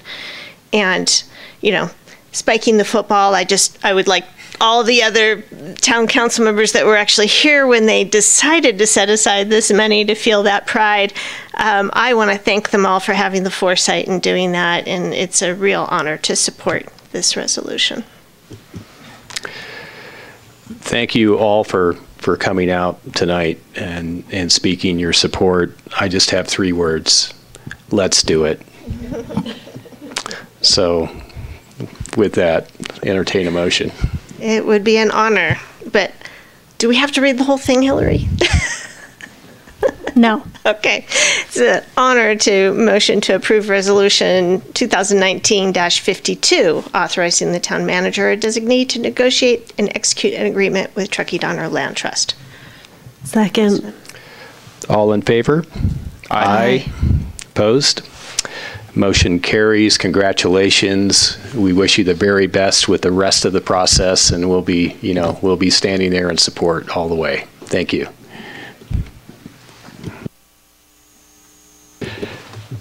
Okay, I think this merits a quick break, right? I mean, that was a fantastic item. So we're going to take a 5-minute recess and go find Tony. He can bring him back. Thank you.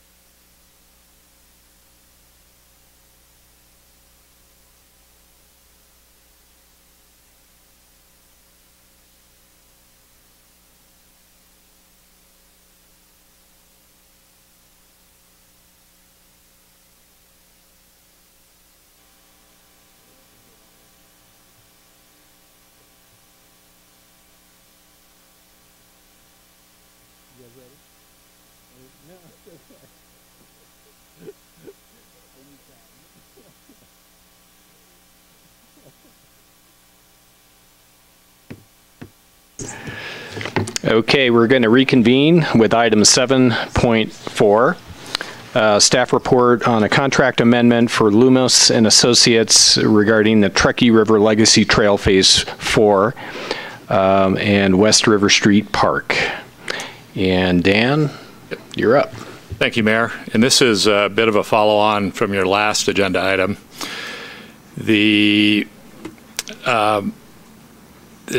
This schematic right here, it's kind of got a lot of information on it in different colors.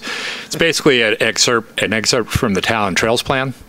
And these red lines that you see represent trails that our trails plan identifies as being important to be constructed. These little black and blue symbols right here represent bridges across the Truckee River. So as part of the Phase 4 Legacy Trail project design work that the town's been engaged in for a couple of years now, we've been working on this red line right here and this bridge. We haven't been working on this bridge right here, and I'll get into the details of that in a moment. So with this likely land trust acquisition of Truckee Springs, it provides some opportunity for us as the town to connect 2 or 3 projects that we've been working on that Truckee Springs has been right in the middle of. And because of our desire to really honor the prior landowner's wishes, so the prior landowner wanted to develop that property, or the current landowner, I should say.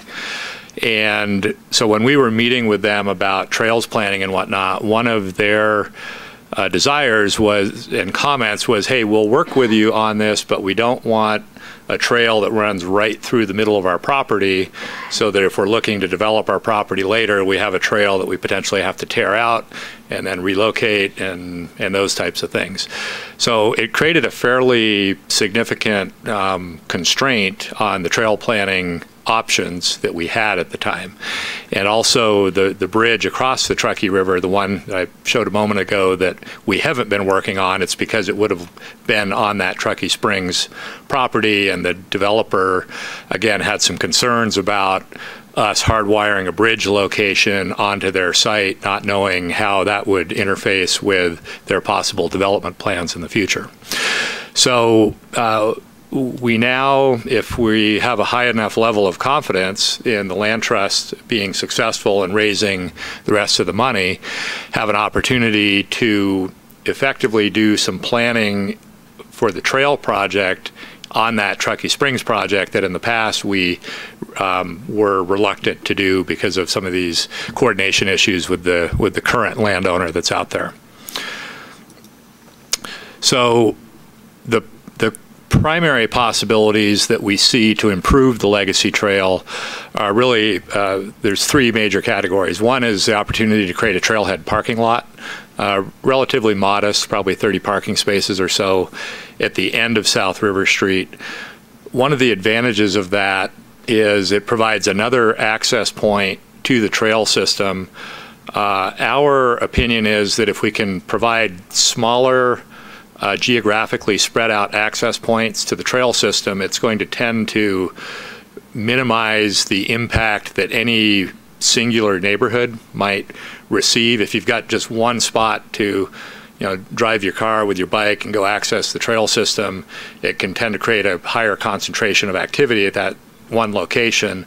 If you can create multiple locations, you tend to get fewer people that have to travel less distance to get to that trailhead facility. And it also reduces the likelihood that if you don't have a trailhead facility there, that people are going to show up with their cars anyway and park in the dirt, park in right-of-way in front of people's houses, those kinds of things.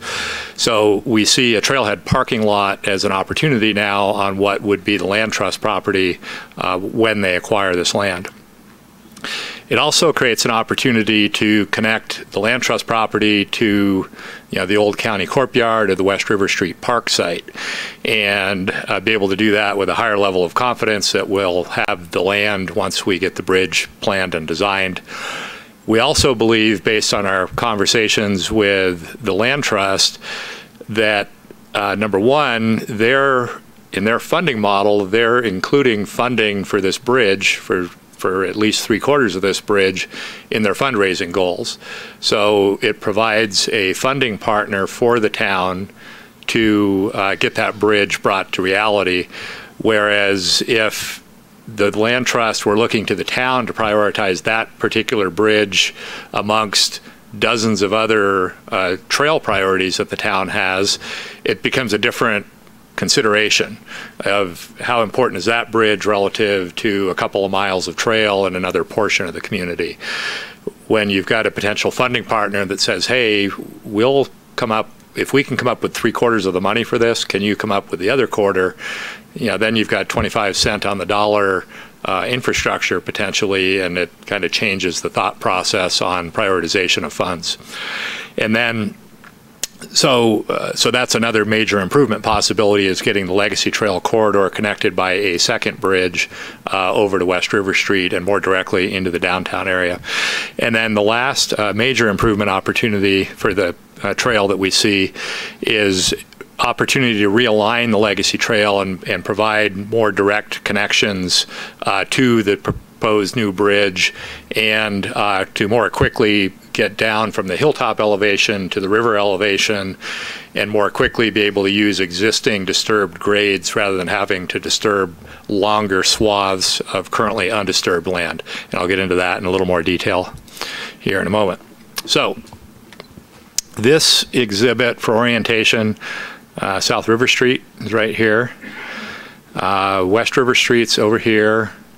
Old County Courtyard or West River Street Park is right here. Truckee Springs property is, I'm outlining with my cursor here. And the existing planned Legacy Trail alignment is this purple line. So as I mentioned a moment ago, that was really done to, as a result of the coordination with the prior property owner, to locate it on the periphery of the property in locations where it would have the least likelihood of interfering with their prior development plans. So if you take that potential avoiding future development out of the equation as a constraint on the trail planning, there's an option to take the trail and get it down to the river elevation more quickly. Now, there could be some downsides to this. It would move the trail a bit closer to the houses on South River Street. So I'm not sitting here saying that this would be a done deal. I'm saying that it creates some opportunities to, rather than have the trail run along the southern edge, the southern edge of the Truckee Springs property, you could potentially get it down onto the Truckee Springs property more rapidly, whether it be at this location or further to the west.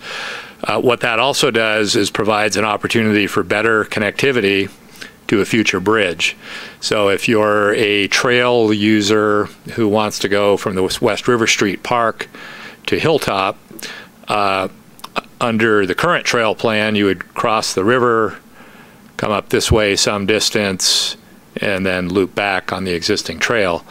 If we've got some opportunity to get this tied in more directly, it makes that movement a little steeper to get up the hill, but less out of direction in terms of the number of linear feet that you need to cover. So I'm not saying that this is the final alignment. This is really just here for purposes of having this conversation.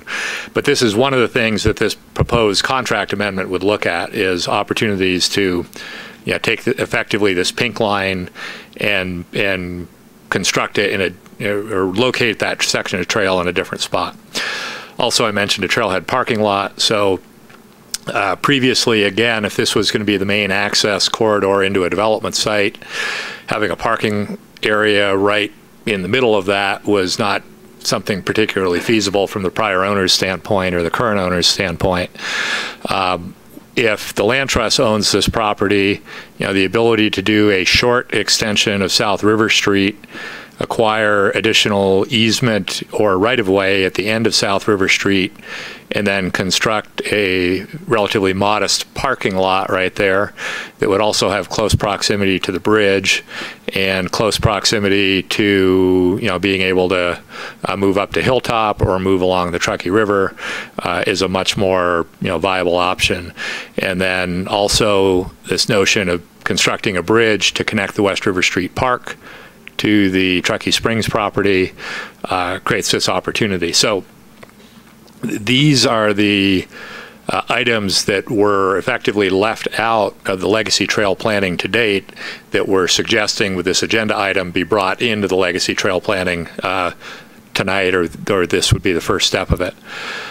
This is just a blow up of that last exhibit.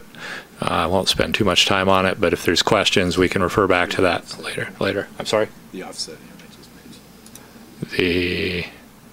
I'm sorry.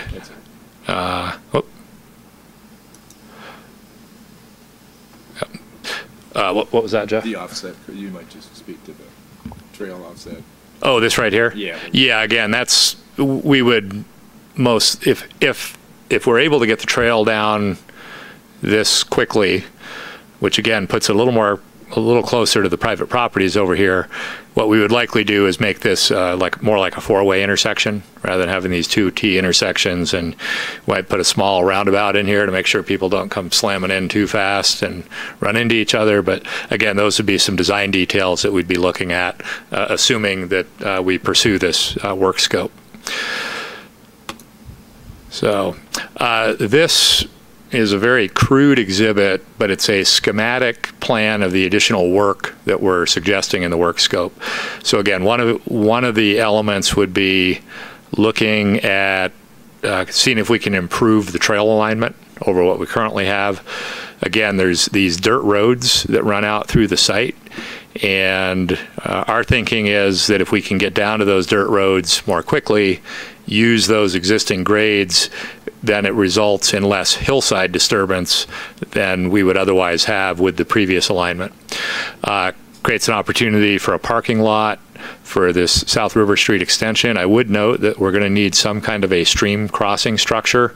If you go to the end of South River Street today, there's a small drainage that runs year-round that used to probably be the water source for the ice house that Ted mentioned a moment ago. So we need some kind of a structure to get across that. And then building a bridge across the Truckee River is not something to be taken lightly. There's a lot of cultural resource things to look at and a lot of biological resource items to take into consideration. Now, the other thing is, if we're going to be doing this additional work in here, we also see it as an opportunity to better set the stage for some of the community's goals on the north side of the river. So there's an active planning process going on for the West River Street Park project and potentially some redevelopment that would come along with that, as well as possibility for some parking on the opposite side of West River Street from that property to serve that project. Ultimately, we would need to do some form of environmental review on that project. Our thinking is that with this contract amendment, we could at this time get some environmental baseline studies done on these properties. So look at cultural resources and or biological resources that I know when you look at the properties, it's like, man, those things are pretty run over already. What might you need to look at? But for instance, one of the goals with the park project is to get some access down to the river, which, in this area, we would potentially have some minor construction activities within the riparian zone of the river. So delineating exactly where that is would be important. Figuring out where the floodplain and the riparian zones are for the bridge abutments would be important. On this opposite side of the street, you might say, that's just a beat up area. Well, there actually is a structure on there that's been there for quite a long time. It doesn't look particularly significant from our perspective, but it would be appropriate to do some cultural resource work on that property, identify if that structure has any significance, and then that could play into does the structure have to stay, or could you eliminate it as part of a parking lot design over there? So our thinking is that we could not only advance the planning for, I'd call this area of the Legacy Trail, but also get some good information that would help us on the other side of the river. So the contract amendment would basically cover the trail realignment possibilities. It would get us biological and cultural resource baseline studies. It would get us to a point of being able to process supplemental environmental documents. So we already have environmental clearance for the Legacy Trail. So we would effectively be adding, this bridge, this trailhead facility, and potentially changing the alignment a bit. So we would then need to do a supplemental environmental review just of those changed components. So this work scope would accomplish that. It would get us to final trail alignments and final, ultimately, construction level drawings for the pedestrian bridge and the trailhead parking lot and access road. It would get us the resources to prepare plat maps and legal descriptions so we can acquire the easements from the land trust, and it would also give us bidding and construction assistance when we get to the point where we're ready to move forward for construction. The other thing I would say is all this work would happen sequentially. So even though you would be approving the contract tonight, we would take it in a kind of a stepwise manner, do preliminary engineering work, really kick the tires on all these things, get some public outreach in the mix. If we're seeing red flags with any of these new components as a result of things we haven't thought of yet, we may need to come back to you and say, hey, we need to change plans here because there's something about what we're currently thinking isn't going to work well, and we would need to think through that. So just because you approve the contract amendment tonight doesn't mean that there aren't additional checkpoints along the way to work with the community and the neighborhood on South River Street. And then as it relates to the West River Street Park, again, we would get environmental baseline studies to help us out with future CEQA review of that project. So what would happen if you approve the contract amendment, the bulk of it would get charged to the Truckee River Legacy Trail project, and a smaller amount would be charged to the West River Street Park project. So those are two different budgeted CIPs that we have. The total amendment amount is just shy of $280,000. The West River Street Park project has enough contingency funding in the current budget to absorb this additional work. The Legacy Trail project does not. So if we want to approve this contract amendment, we would also need to increase the Measure R funding for the Legacy Trail project by $260,000. And then that would give us the budget authority for not only the work that you'd be approving tonight if you choose to do that, but also other work that's currently anticipated on the Legacy Trail. The other thing I'd note is this does not include construction funding. That would be rolled in future years as part of a future budget discussion. So the recommendation is that you authorize the town manager to execute the contract amendment with Loomis and Associates for the additional work on the Legacy Trail project and the West River Street Park project, and that you amend the Phase 4 Legacy Trail project budget by $260,000 to pay for that. So that's it. Thank you, Dan. Are there any clarifying questions from council on this item? Okay. You want to go ahead? Thanks, Dan. I just want to confirm that part of the planning, in looking at one of the maps, it appears there's maybe 13 houses on South River Street. And when thinking about the potential of a parking lot for 30 vehicles, does part of the planning look at that roadway and ensure that it's going to be sufficient for the anticipated traffic? Because that seems like a pretty big increase in vehicles that'll be traveling that road. Great question. So the supplemental environmental review that would accompany the trailhead parking lot and the new bridge would look at that question. So it would look at how much traffic would be generated on South River Street by having a trailhead parking lot there and additional public activity on that street, and it would compare that to the standards that the town has for what acceptable traffic levels are on local streets like South River Street. Okay. And then that would be, so we would do some technical analysis as a part of this work scope, actually as a kind of a subcontract on another work scope, and then that would become a part of the supplemental environmental document that ultimately would come back to you as the town council for review. Okay. If that makes sense. Yeah, it does. I just wanted to confirm that that is something that's looked at or taken into consideration. And then, so the 260,000 comes from Measure R funding, and we have that money available. But we also have, so it sounds like, and I'm looking at the Q&As from earlier, so the independent oversight committee that's going to review how these funds are spent, we're feeling confident, or staff is feeling confident, that that's not going to be any sort of issue, that this is in alignment with how the money ought to be utilized. Yes. To pull from Measure R. Yep. Okay. Thank you. Any questions? So it looks like there's some opportunity to possibly save some construction funding by the realignment of this with those existing dirt roads. Yes, we believe that by getting the trail down to the river elevation sooner, that it would reduce construction costs than continuing the trail for a longer distance on the side hill portion of the property. Yeah, which would definitely be more expensive. Right.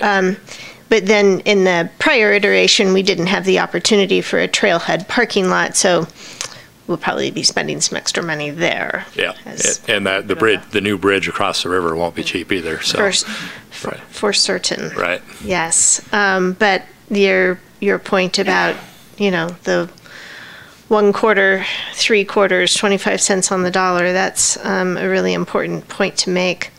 Can you talk a little bit about what the time frame for all these improvements are? I'll do my best. If the work scope amendment were approved tonight, we would spend probably 6 to 9 months on the engineering and environmental clearance side of this.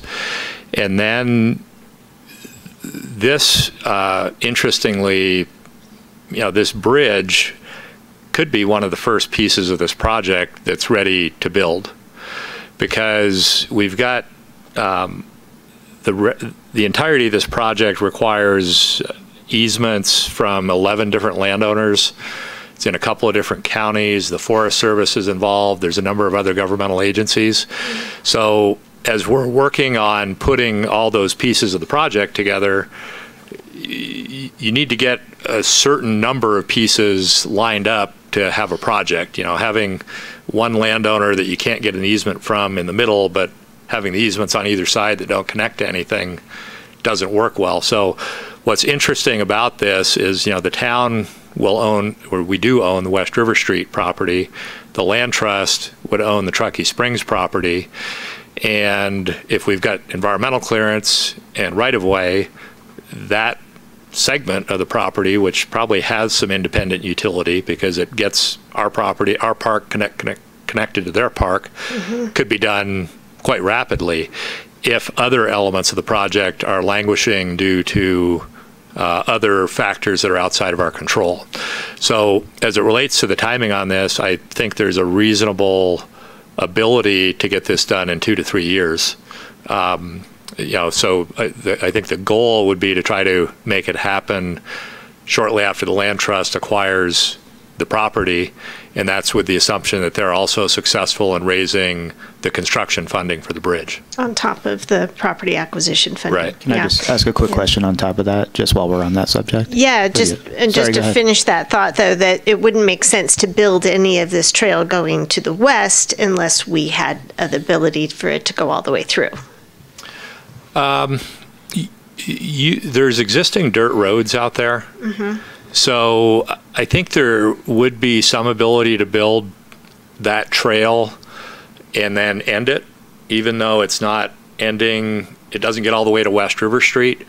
I think improving, a section of that to provide access to the Fish and Wildlife Service property that's out there could have independent utility, which is kind of a fancy term in CEQA, that it could make sense to just build that even if it can't go all the way through. Okay, thank you. Yep. I think you were more being cagily cautious about the eastern section. Is that sort of where you were going with that conversation? So there's private land ownership in both directions. Got it. That needs to be resolved. And sometimes the way this works out is you get areas, you get the easements, you get the environmental clearance, you get the construction funding, and you go build that piece, and then you kind of fill in around it as opportunities come up. I guess is that all private property from like Cottonwood property line down to those houses, or is that a sliver of public on sort of that steeper topo section there, sort of right where you have Vehicle Bridge and South Street River Extension, the words, right, like kind of just above, that area right in there? Is there any public land through there, or is that all private property line to property line? This right here is owned by the Truckee Donner PUD, so it's public land. That's uphill from the houses, and then it switches over to private right about here, which is the owner of the property that the Hilltop or Cottonwood sits on. Yeah. Thanks. Yep. Sorry, Anna. No, that's fine. My only last question is ultimately then this on the west side connects with what PC1 is obligated to build in terms of a trail system? Not quite. On the west, it would connect to the West River Street 89 intersection. By the Mouse Hole? Yeah, south of the Mouse Hole. And then from there, we've got the existing sidewalk/trail that runs from West River Street up to Deerfield. And then from the Deerfield intersection over to Donner State Park. Donner State Park would be the responsibility of PC1. That's what I was thinking. All right, thank you. Yep.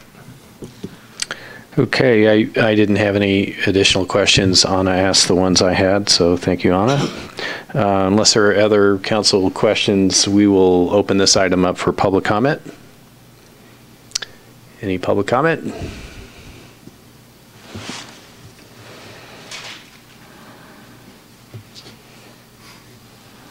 Yeah, I'm Paco Lindsay. Thanks again, Mayor, Town Council, Town staff. Kind of speaking, wearing two hats tonight right now, both my Land Trust Board hat and my Truckee Trails Foundation hat.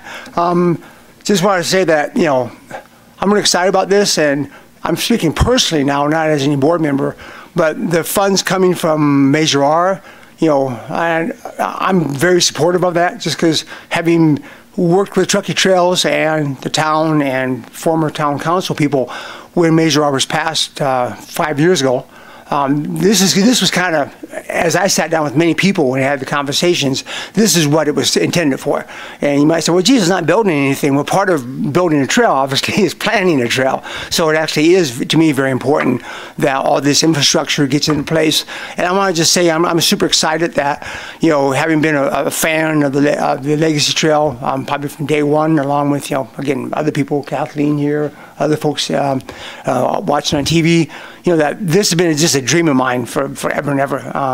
So I'm really excited that this is coming together, kind of fast tracking. So I'm just saying to you guys that I'm all for this. I think it's going to be a great expansion over there, rather than having the trail just being on the hillside to accommodate potentially upwards of 80 homes or 80 homes and townhouses that could have been there. To me, this is really a game changer for Truckee. Having the parking, I think, is really important, because as we learn from the Trout Creek Trail and we learn from the Glenshire Trail, people come, they use the parking. That's very important.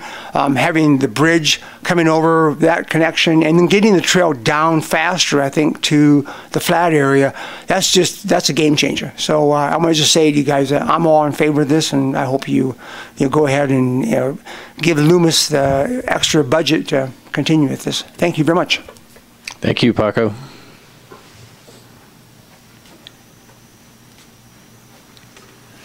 My name is Jan Holen, and I'll try to be brief, and I'll skip the introductions. I just wanted to say that this supporting this amendment, I think, makes financial sense. Without a doubt, it makes environmental sense. I know that as somebody who is going to go and get on my bike right now to ride home to Glenshire, the connectivity and actually specifically shortening the distance that both pedestrians and cyclists need to go to get to their destinations is a really important part of this. So, I know that there's, I think at this point, we're not necessarily talking about where exactly it's going to be going, but I think that providing the funding through the Measure R funds to revisit this alignment with this pending acquisition, I think makes a lot of sense. So thank you for your consideration. Thank you, Jan. Any other public comment on this item? Okay, seeing none, and the 3 minutes is up, so I think that was a combined 3 minutes, right? Anyway, okay, we'll close public comment and bring this back to council for deliberations. Who would care to start?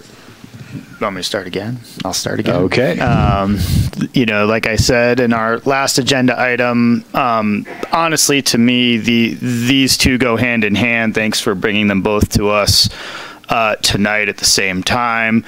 Thanks to the Land Trust for being amenable, to working this out so quickly, and I think really kudos to staff for moving this along, Dan, and your team for sitting down with the Land Trust right from the start on all this. Makes absolutely so much sense. I think it's going to save us money in the long term. I think it goes back to even in the short time I've been up here, some of the West River Street conversations that we were having with regards to bike connectivity and sort of how all of that's working. To me, this is a huge vision, and it's really exciting to be up here, hopefully making this possible and moving us down this road. It just connects so much. It enables our recreational lifestyle. It creates that bike connectivity that Jan was talking about.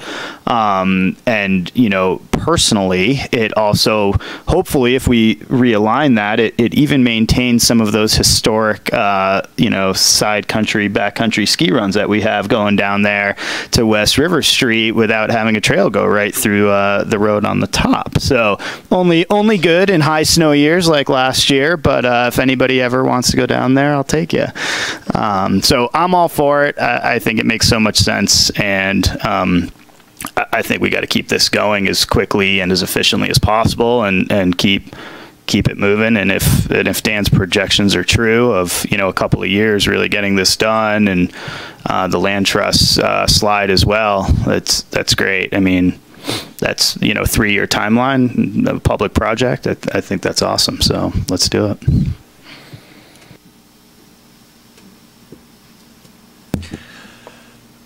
I'll just keep it succinct. I am totally in favor of this. I think it meets the vision. It's a no-brainer to me, and I'm in full support. I agree.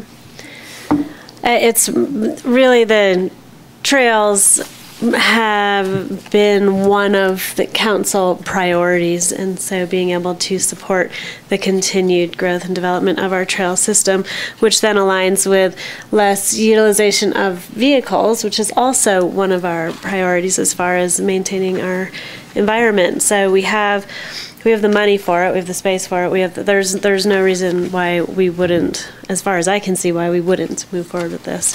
I think it's exciting, and don't have a whole lot else to say. Oh, it's nice to be unanimous. Yeah, I want to just echo my gratitude to staff for bringing these items together. It really helps as a council member to be able to see the interdependence and relationship of these areas and of these funding sources and of these projects. And so, that kind of leads me into the next level of this project planning, which is West River Street Park. And then the adjacent businesses and parking lots, and how everything really now we have the opportunity to plan this whole area together. And I know staff is primed and ready and excited to do this as well. So I'm just very excited for the future of this very special area of our community. So. I agree. This is money that will be very, very well spent, and it makes all the sense in the world on so many different levels. Particularly excited about the prospect of the future bridge and some planning that's going into that vision. So I too am wholeheartedly behind this, and very, very happy that we've got a unanimous council on this item. So with that, we'll entertain a motion. Make a motion to approve, no, sorry, that was before, sorry. Authorize the town manager to execute a contract amendment with Lumos in the amount of $279,760 for design environmental related to the Truckee River Legacy Trail Phase 4 and Rest River Park projects. And second, amend the Legacy Trail Phase 4 CIP fiscal year budget to increase by $260,000. I'll second it. All in favor? Aye. Aye. Opposed? Okay, motion carries. Thank you, Dan.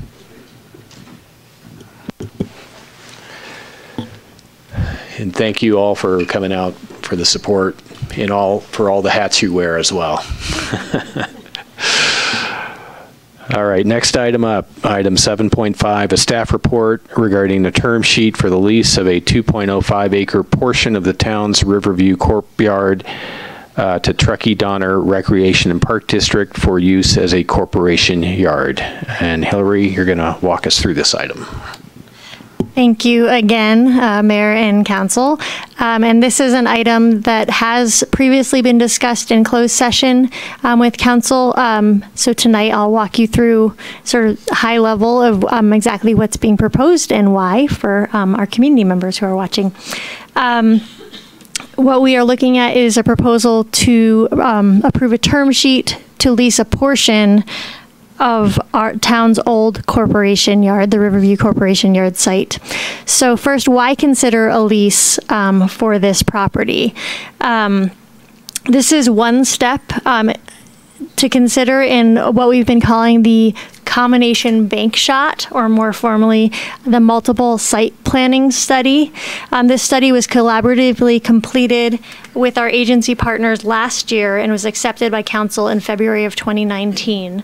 The study looked at potential new uses on parcels owned by 6 different agencies in town, and moving the Rec District Corporation Yard facility from Regional Park to the town's Riverview Corp Yard location was recommended in that study in order to free up space in the Regional Park to accommodate new public facilities. So the thinking was they sort of had their back of house facility in our prime town park. So if we could find a new location to relocate that, that could free up parkland for other uses. These proposed new facilities in Regional Park include the Community Pavilion Ice Rink facility and the new Truckee Library facility that have both been discussed before with Council. The location of the proposed leased area is at our Town Corporation Yard site. So this is sort of an overview of the neighborhood. You'll see Regional Park here, Estates Drive, Riverview Drive. This triangle right here is the Corp Yard, which sits right above the Legacy Trail and the Truckee River, which seems to be the theme of tonight's meeting. Here's a close-up of the site. What we're talking about leasing is just a portion of this parcel, so it's about a 5-acre parcel. The portion proposed for leasing is just over 2 acres, includes 2 facilities, and then an asphalt area. The area that you see here with the red hash marks is proposed as a shared use driveway, which would allow the town and any future approved uses for the remainder of the site to have access. Because the site driveway access from Riverside Drive is on the far west side of this site. Sorry, far east side of this site. Just wanted to quickly run through a few of the key terms that we've negotiated in this term sheet.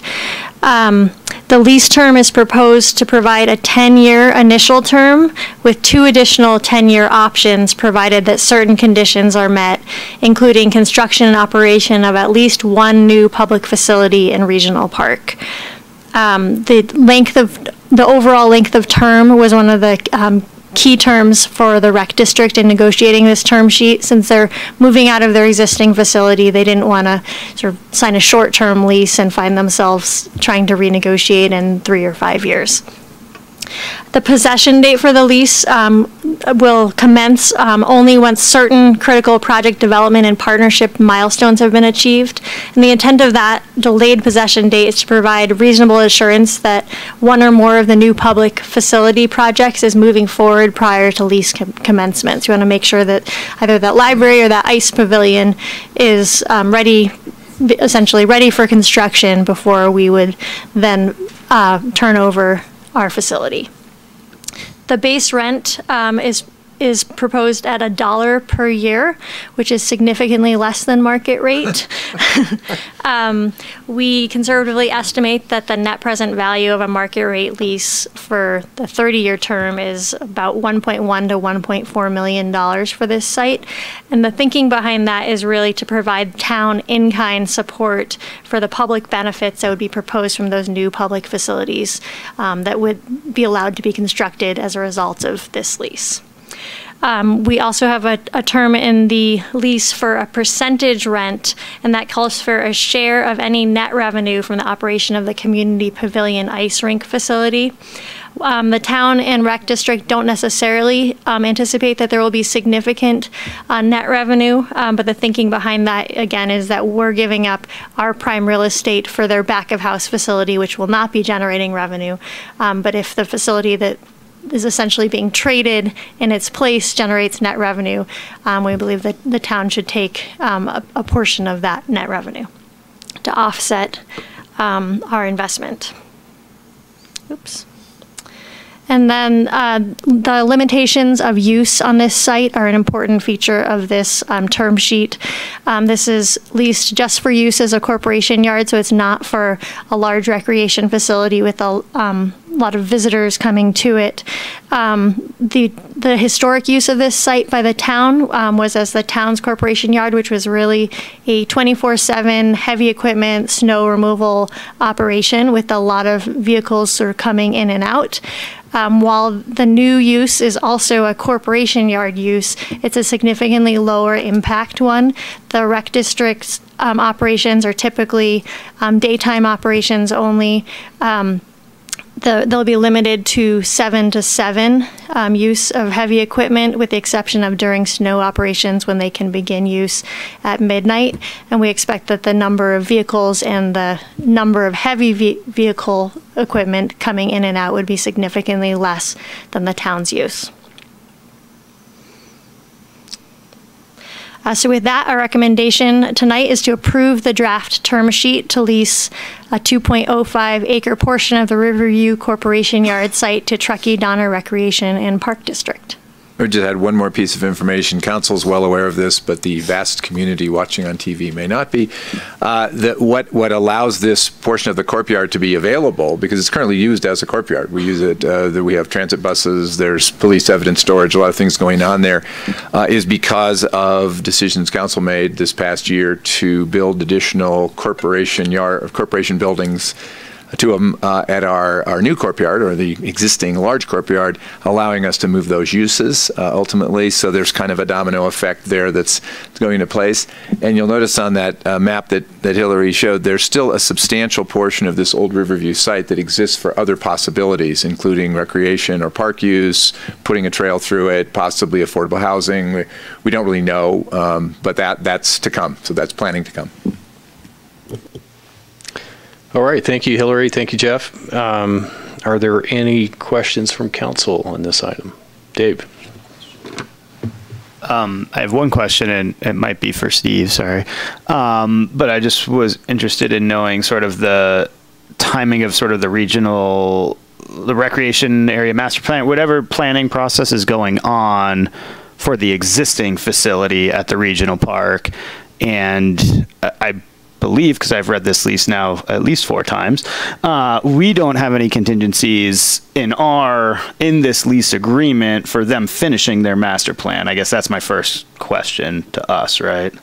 I forgot to ask that ahead of time. That is not a contingency in the term sheet. Right. However, we have verbally agreed to with all of the agencies involved in the multiple site planning study that we would enter into an MOU, and we've started to work on that a bit. So that should be coming up in the next several months to council, and that would be one of the requirements in there. We know that some of the other agency partners are pushing for completion of that before any of these projects move forward.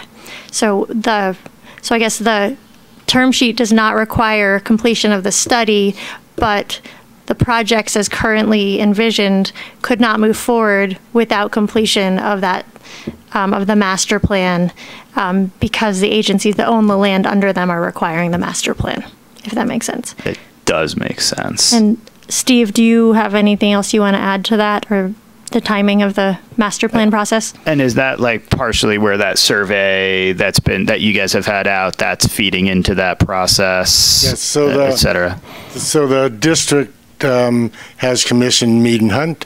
We have a contract with them to perform the recreation master plan at Regional Park. That study, first step was the survey, which you're aware of. They're working on drawings.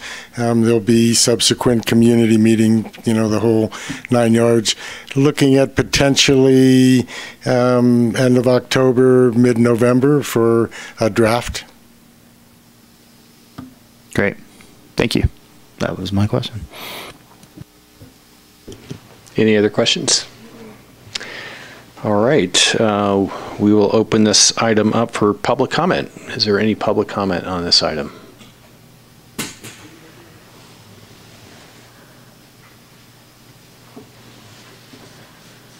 Hello again, Mayor and council members. My name is Kathleen Egan.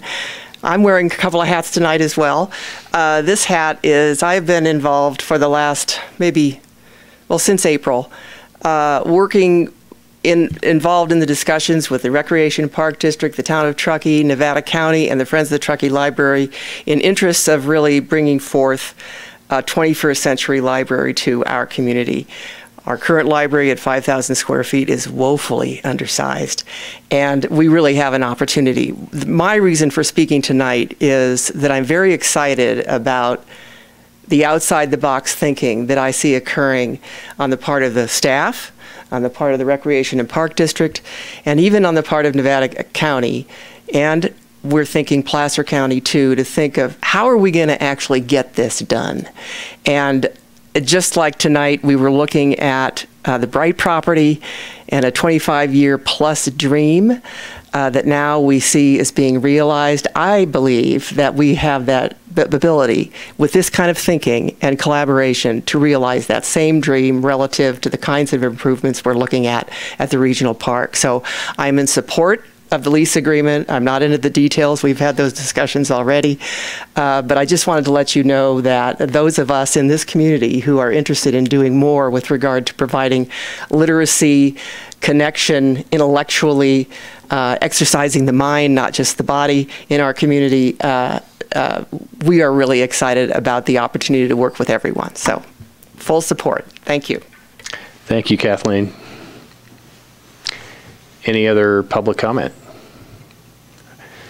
Seeing none, we'll close public comment and bring this back to council for deliberations or a motion. Well, we've had lots of time to discuss and consider this lease, and I just want to thank staff for their commitment to making sure that this is in the best interest of the public, which I believe it is, and I'm in full support. Thank you. Second. Sorry. And I'll motion too. Well, it sort of sounded like a motion, so, but anyway, any other comment, or do we want a motion at this point? Motion or any further? I move that we approve the draft term sheet to lease the 2.05 acre portion of Riverview Corporation Yard to Truckee Donner Rec and Park District. Second. Thank you, Anna and Dave. All in favor? Aye. Opposed? All right. Motion carries. Congrats. Okay, with that, we are going to move on to item 7.6, which is a staff report on the proposed sale of town property at 10005 Bridge Street. And I believe, Danielle, you're going to walk us through this item. Another access to the river item. That's right. Keeping on They just keep theme. flowing, yeah. That was very good.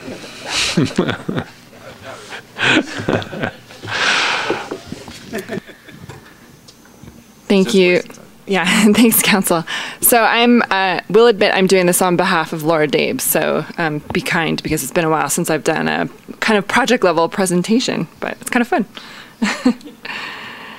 So we are talking about the River Street Inn project. So I just put in a bunch of pictures and maps because I feel like that's always useful in our discussions. So we're all familiar with Bridge Street and East River Street, and this kind of orange box I put on the screen here is really the location that we're talking about, and I'll kind of walk through some of the history to make that a little bit more obvious, but this is sort of an outdoor deck expansion location. And Laura took these pictures for me this morning, which is nice, trying to get some fall colors, but I thought that was also helpful to kind of show the context that if you're going across the bridge, we're talking about an area that currently just has some vegetation and some rocks. So that's sort of the picture on the left, and the picture on the right is if you were looking east across, standing on the sidewalk area towards the area where the deck is proposed. And then if you get in a little bit closer, you can see the picture on the left is the back of the 1882 site where the deck is, and then shows a pavement area. And that area is currently paved half on the adjacent property owner, the Bezios, which is a little confusing because their fence isn't actually on their property line. So if you have questions about that, we can go into that. But their property location is more sort of in this area where the cursor is. And then this other portion is town right-of-way. And then just if you're looking more broadly at what we have here, this is the Bezio property next door, along with a portion of their property over here. And then beyond, sort of the Jeff Bender, Yvette Durant house in the background. So just a little bit of the background, like I said, the 1882 building is a historic building. It's a Category A or essential building. This property that the 1882 building sits on is downtown mixed use, and it does not extend to the river. So when I get to the maps, you'll kind of get that context a little bit better. But back in 2018, when the owners of 1882 were looking at doing some additional outdoor dining opportunities, they kind of approached the town and said, hey town, it seems like there's this opportunity to create some outdoor dining along the river, and we understand that this is town right-of-way in this area. What are our options? What do we want to do for that? And so everything from lease to purchase was discussed, and ultimately purchase was sort of the preferred option for the property owners. And that came in front of you as council in 2018 in October to kind of talk about, is this something that you'd be interested in moving forward with, potentially selling some of this property? And the consensus was yes. And so with that understanding, Wendy and Matt went forward to the Planning Commission in June of 2019 with a project proposal. So that's this graphic on the screen here. That's what the Planning Commission considered, which was for a new detached outdoor deck, a little over 1,000 square feet, with outdoor dining options, bar, gas fire pit, restroom, those types of amenities. And the Planning Commission did approve that. And so that took us to sort of this question of what exactly are we looking at? And so I put together this graphic to kind of show the various properties, because we're going to talk about this in a little bit more detail. But the red is the River Street Inn property. The blue is only showing a portion of the town-owned right-of-way. And just to be clear, the sidewalk, Bridge Street, all the land on the other side of the river, all that is also town right-of-way. I just wanted to kind of show you the dirt portion that's kind of in question right now of what is town right-of-way. versus the Bezio property next door, which is actually a combination of 5 separate properties, and then the Bender-Durant property located further to the east. And so this one's kind of overlaying what we're actually talking about, which is the portion that's requested to be abandoned and sold. So that's the area in orange. And the portion that would remain would be the blue portion still for the town. So it's a little over 1,200 square feet. And again, really for this project that the Planning Commission had already approved. So they're looking for the ability to actually acquire that. So back in July of this year, after the Planning Commission's review, Council again talked about this purchase and sale and what that looks like, and really was to discuss the process. What do we want to do moving forward? And so with the town attorney's direction, kind of talked about how that's possible. So part of that was to do some notifications to the applicable agencies for this kind of sale of surplus land. There's a 60-day time frame that passed with that. We did send it to the rec district, to the school district, and then also the state resource agency, all of which sent us written responses back before August 20th, indicating that they had no interest in the purchase of that property. So that was sort of Council's direction for us to do the notification, kind of had this public process. It also made other people aware that the property was for sale. So we had interest from the 1882 owners. We had a second offer also from Jeff Bender and Yvette Durant, because at the time they were in escrow on the Bezio properties next door. But as of this morning, they've pulled their offer because they're no longer in escrow. So they're not a second offer. I just wrote it up here as they were a second offer as of this morning, but they have since taken that off the table. But there is a third offer, and that is from the Bezios, because they see the potential for that property to kind of be conjoined with the properties that they currently own. And this is a bit of history, but apparently John Bezio's father used to own this portion of the right-of-way at some point in time. We're not sure, but that's sort of part of their interest in creating something that would have low impact on the river. We don't have an application from them, so there isn't sort of this physical intent. There's not a preliminary review or anything. It's just sort of an expressed interest in the purchase of the property.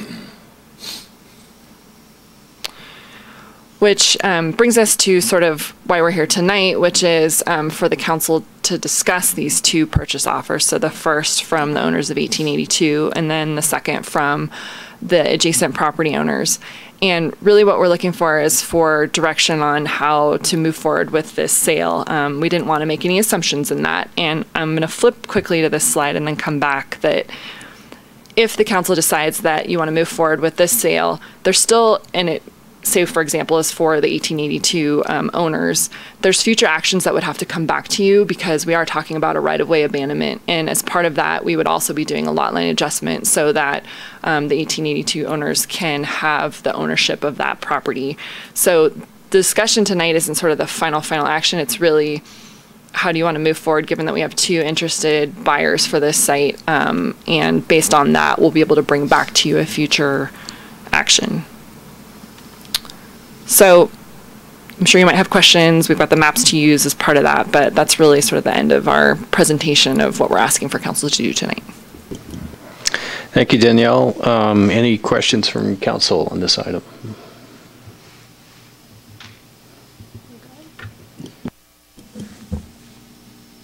With the, I think you kind of said that with the Bezio offer, or it's pretty just as much of an offer. There's no idea or proposed even a draft format of what they would use it for, other than maybe incorporate into their current property. Is that correct? Correct. Yeah, they haven't expressed anything to us. Now, when Jeff and Yvette were looking at the property, they had some questions for us about doing commercial development, but nothing formal either. So as of right now, no. Okay.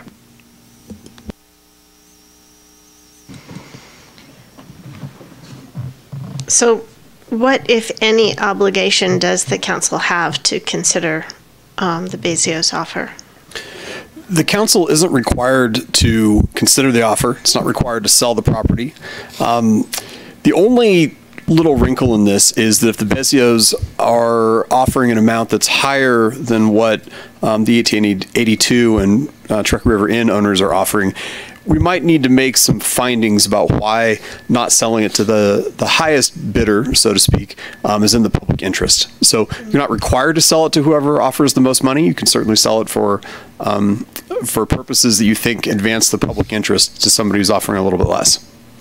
And at this point, we haven't established a cost. We've had a recommendation based on what we previously paid for a railroad right-of-way. Yes. So what would most commonly happen with the right-of-way abandonment is the party requesting the abandonment, as a part of their application, would also need to fund an appraisal that the town would conduct.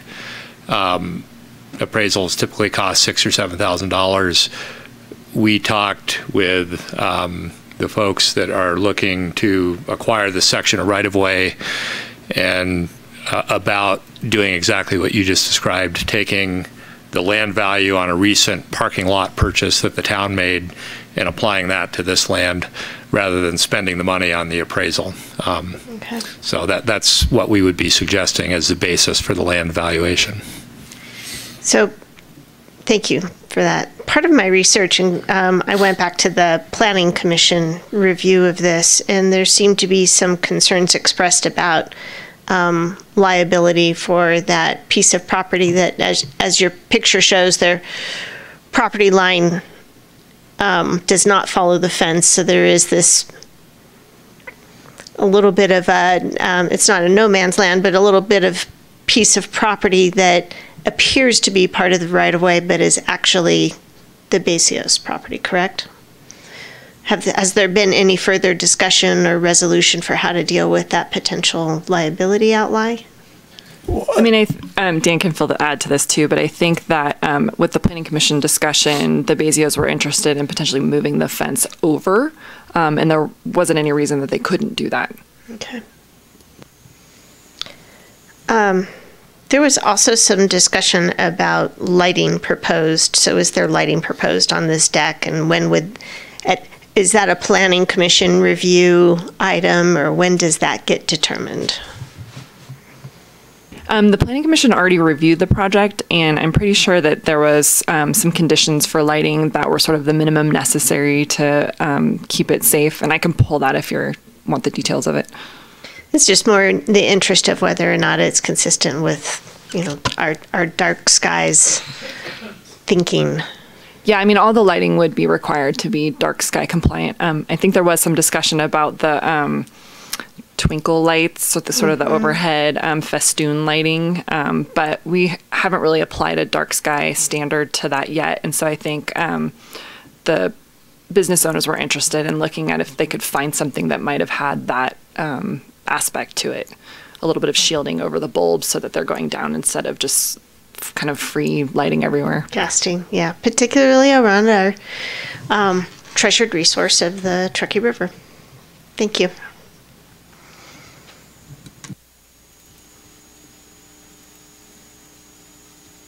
Okay, I just had one question. It's a little cloudy to me, the Bezios. If the Benders were in escrow and they've dropped out, does that mean the Bezios are selling that property, or I mean, what's going on with that? It is our understanding that they're selling it, and there may be another potential buyer in the mix, but we don't have all the details of that. So as far as we understand, it is still for sale. Okay, and they don't actually live there, but it's just a property they own. Is that, or you know? Our understanding is that it's a rental property. Okay. I wouldn't stake my reputation on it, but that's what I've heard. Wendy was nodding yes. Okay. So I trust her. All right. Okay. Thank you. That's all I had. We'll open this item up for public comment. If there's any public comment, see none, we'll close public comment and bring this back to council for discussion, deliberation. Who would care to start? I'll go ahead and start.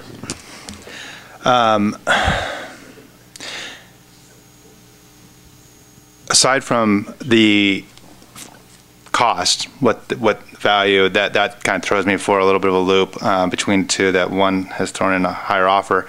I feel pretty confident on the rest of my thoughts. are that it makes sense to me. One of the things this town is lacking is a public, not just public access in a sense to the river, but along the downtown area is not easy to get to for anything, whether restaurant or otherwise. And to me, this is, although it is a town piece of property that is being given to a private or sold to a private entity, I see value to adding to the public to be able to have access in a setting such as that. So to me, it makes a lot of sense, and I definitely feel like there's value there. I still don't know how to answer the other part as far as what the cost. So I may be able to provide some clarification on that. I think Andy was offering a hypothetical. Yeah. My understanding is, the conversations we've been involved with has been that we would sell the property for, I think, $35 or $36 a square foot. The Bezios didn't come in and say, we'll give you $40 a square foot. They just said, hey, we're kind of interested in acquiring the property, but the conversation did not get to a point of how much they might be willing to pay for it. Well, that actually makes it a little clearer for me then. I feel even more strongly that moving forward with the 1882 owners makes sense to me, and that it fits kind of the plan as you're walking along. And I think the Bezios is too much of an unknown for me. If it's sold, who knows what they want to use it for? It's too much of a change, and I would not stop the path that we were going down right now. So I'd continue on. That's where I stand. Yeah, this is a pretty unique circumstance. I mean, we don't often sell right-of-way property, and I think it was staff's willingness to consider consider this opportunity and thinking outside of the box that has led us down this path.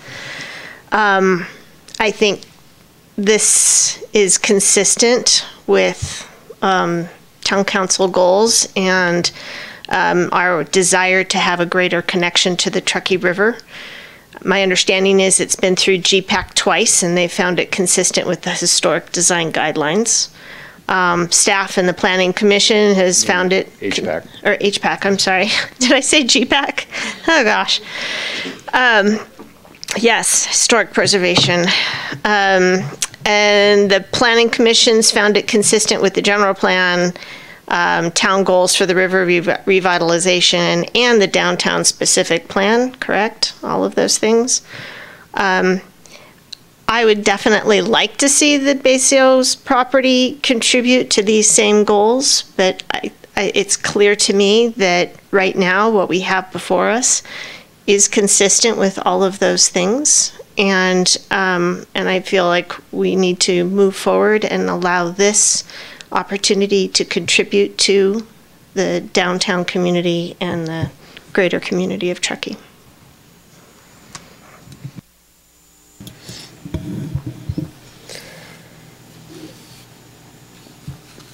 I like the idea of the expansion of the deck to be able to provide to town residents and visitors a place to sit and dine and enjoy the river. I also really respect that when Wendy Smith and Matt Brown, if you just look at the timeline, it was nearly a year ago they were proactive in approaching the town and saying, hey, we have this idea, we have this project. They put their money where their mouth is, they put the time in, they've got the designs, they've gotten through approval.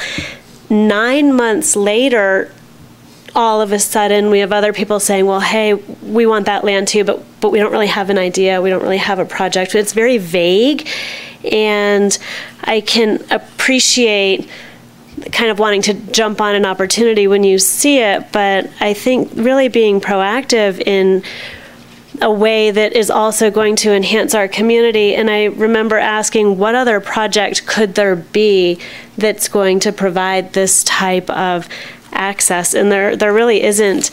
There isn't anything else that could be presented that's going to offer a similar benefit to our community. But with this type of a sale, we can ensure that this expansion actually goes through, that we're not going to sell the land and then all of a sudden it just sits, right? There is some sort of built-in assurement or clause that. Yeah, I mean, you would want to do that as part of the next action that you would take, the abandonment process, that you can condition that. Okay. Yeah, but other than that, I appreciate the forward thinking and feel like that's worth considering.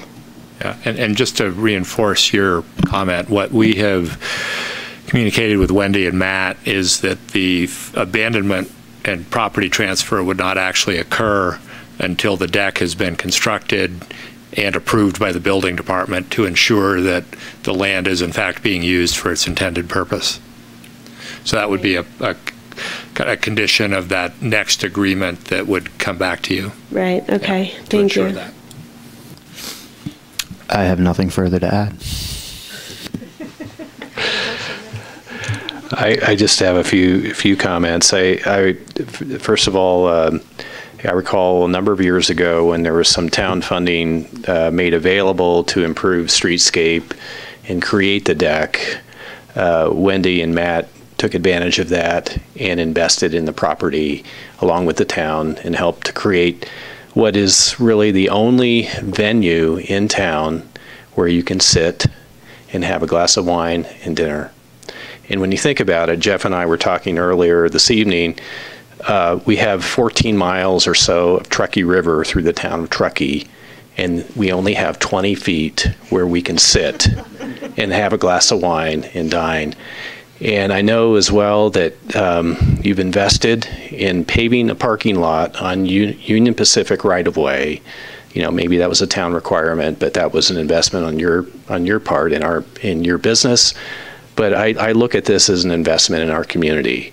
And I always ask, and I think we always do, what is in the best interest of our community? And given the history here, the fact that we've been having these discussions with you for a number of years now, from what I understand, this makes all the sense in the world. And I think, I welcome the opportunity to expand public presence on the river to afford more people that opportunity to enjoy the river. And, just a personal note, my wife and I cycle in from Glenshire on the Legacy Trail quite frequently, and our favorite destination is the back deck of your business. So, with that, I think, makes all the sense in the world to me. So thank you for what you do for our community, and I'm glad that we can help make something happen here. So with that, motion. Oh, I guess we don't. Do we know? I guess we don't need a motion, right? Provided direction. Okay. Yeah. All right. So. Thank you. Clear direction. Yeah, the item will come back to you for the formal action in a few months. Okay. Yeah, there's some details to work through still. Excellent. Okay. Thank you. Thank you, Wendy and Matt. Okay. Let's do it. All right, let's see. Item 7.7, staff report on the selection of the League of California Cities voting delegate. Judy Price. Yes, thank you. Good evening, Mayor Chairman and council members. This evening we have an item before you that the League of California Cities annual conference, they'll have 2 resolutions that they want to put to the 500 city members. There's a process of selecting a voting representative from the members that will be attending the league conference. And as of this evening, we only have 2. Councilmember Klostad and Mayor Chairman will both be attending the league conference. So the first order of business would be to decide which one of you would be the voting delegate for that voting opportunity. And then the second would be for the rest of you to provide direction to whoever that voting delegate is on the 2 resolutions at hand. One of them kind of has more of a direct impact to the town of Truckee. It's really encouraging the CPUC in their Regulation 20A to help acquire some funding to underground utilities in high fire danger areas, such as the WUI. So that's pretty much a direct impact to the town of Truckee. And there are opportunities on the floor of the League Conference for those resolutions to be modified or changed. So giving your voting delegates some leeway to use good judgment is always a good idea as well. And then the second resolution is, although really doesn't impact the town of Truckee directly, it is about trash being dumped into the Pacific Ocean and trying to protect the oceans between the coast of the United States and our southern borders. So in that, council has goals towards sustainability and has supported sustainability legislation at the federal government. Staff believes that you may have interest in supporting that resolution as well. So really it's up to you now to decide who you want to be the voting delegate, who will be available for that time period, and then any direction that the remainder of council wants to provide. That's it? That's it for me. All right. Okay. Thank you, Judy. Rochambeau. Okay. Any questions from council on this item? I understand we can actually opt to do an alternate as a staff member can also vote. So just it could be you, me, or who are the staff members that will be attending? I think Kim and I are the two staff members at this point that are going. It'd be better to have an elected official. The voting takes literally seconds at the event. In the voting, it said what 12:30 on Friday, but it could happen sooner. Is that? I believe they have actually a mechanism by which you can vote sooner. I remember that from last time, that you don't, if you can't be there later at 12:30, you go in, you have to demonstrate you're the delegate. They just don't want the cities to vote multiple times. Right. So they have to kind of check that. But I'm pretty certain I recall that from last time, that you can vote pretty much any time during the couple-day conference, as long as you've kind of registered in or signed in. We can check that to confirm. And we can do a delegate and an alternate? Yes, you can. Okay. So maybe that's what we do, just in case one of us can't make it. Okay. Okay. So it's between you and I. Is that? There you go. You guys figured it out for us. So we just got to work it out up here on the dais right now, right? Okay. How about we nominate our mayor to be our delegate, Councilmember Klövstad to be the alternate, and as far as business too, I agree with the staff report as it was presented to us. Okay. I'm completely aligned with that too. And even though the oceans maybe don't impact Truckee directly, they do, environmentally, they do impact everyone. So I feel like we should support both. Okay. So just, I guess, a point of order here. So we haven't opened this for public comment yet, but so you'll need to do that. It is the end of the evening. So any other questions, and then we'll bring it back and do what you were suggesting, Dave. I think the nominations actually can happen without public comment, but if you want to take public comment on the resolutions, that's fine. Okay. Mm-hmm. Well, all right. So why don't we finish that the first part? So I'll be the delegate. You're the alternate. Okay. Is that good with everybody? Do we need a vote on that? Okay. All right. And then with that on the, why don't we open up for public comment seeing no public comment, we'll close public comment. And I think are we all aligned with the staff recommendation in terms of those two resolutions? Yes. Okay, good. So all in favor then? Aye. Aye. Opposed? All right. I think that was you have a little bit of whatever leeway, as Judy described it, in case you need to, right? Do we need to give them good judgment? Thank you. Judgment. Good judgment. Okay. All right. Not necessarily being a rebel, but having good judgment. Okay. All right. Very good. Okay. So we will move on to council reports, starting this evening with Council Member Abrams.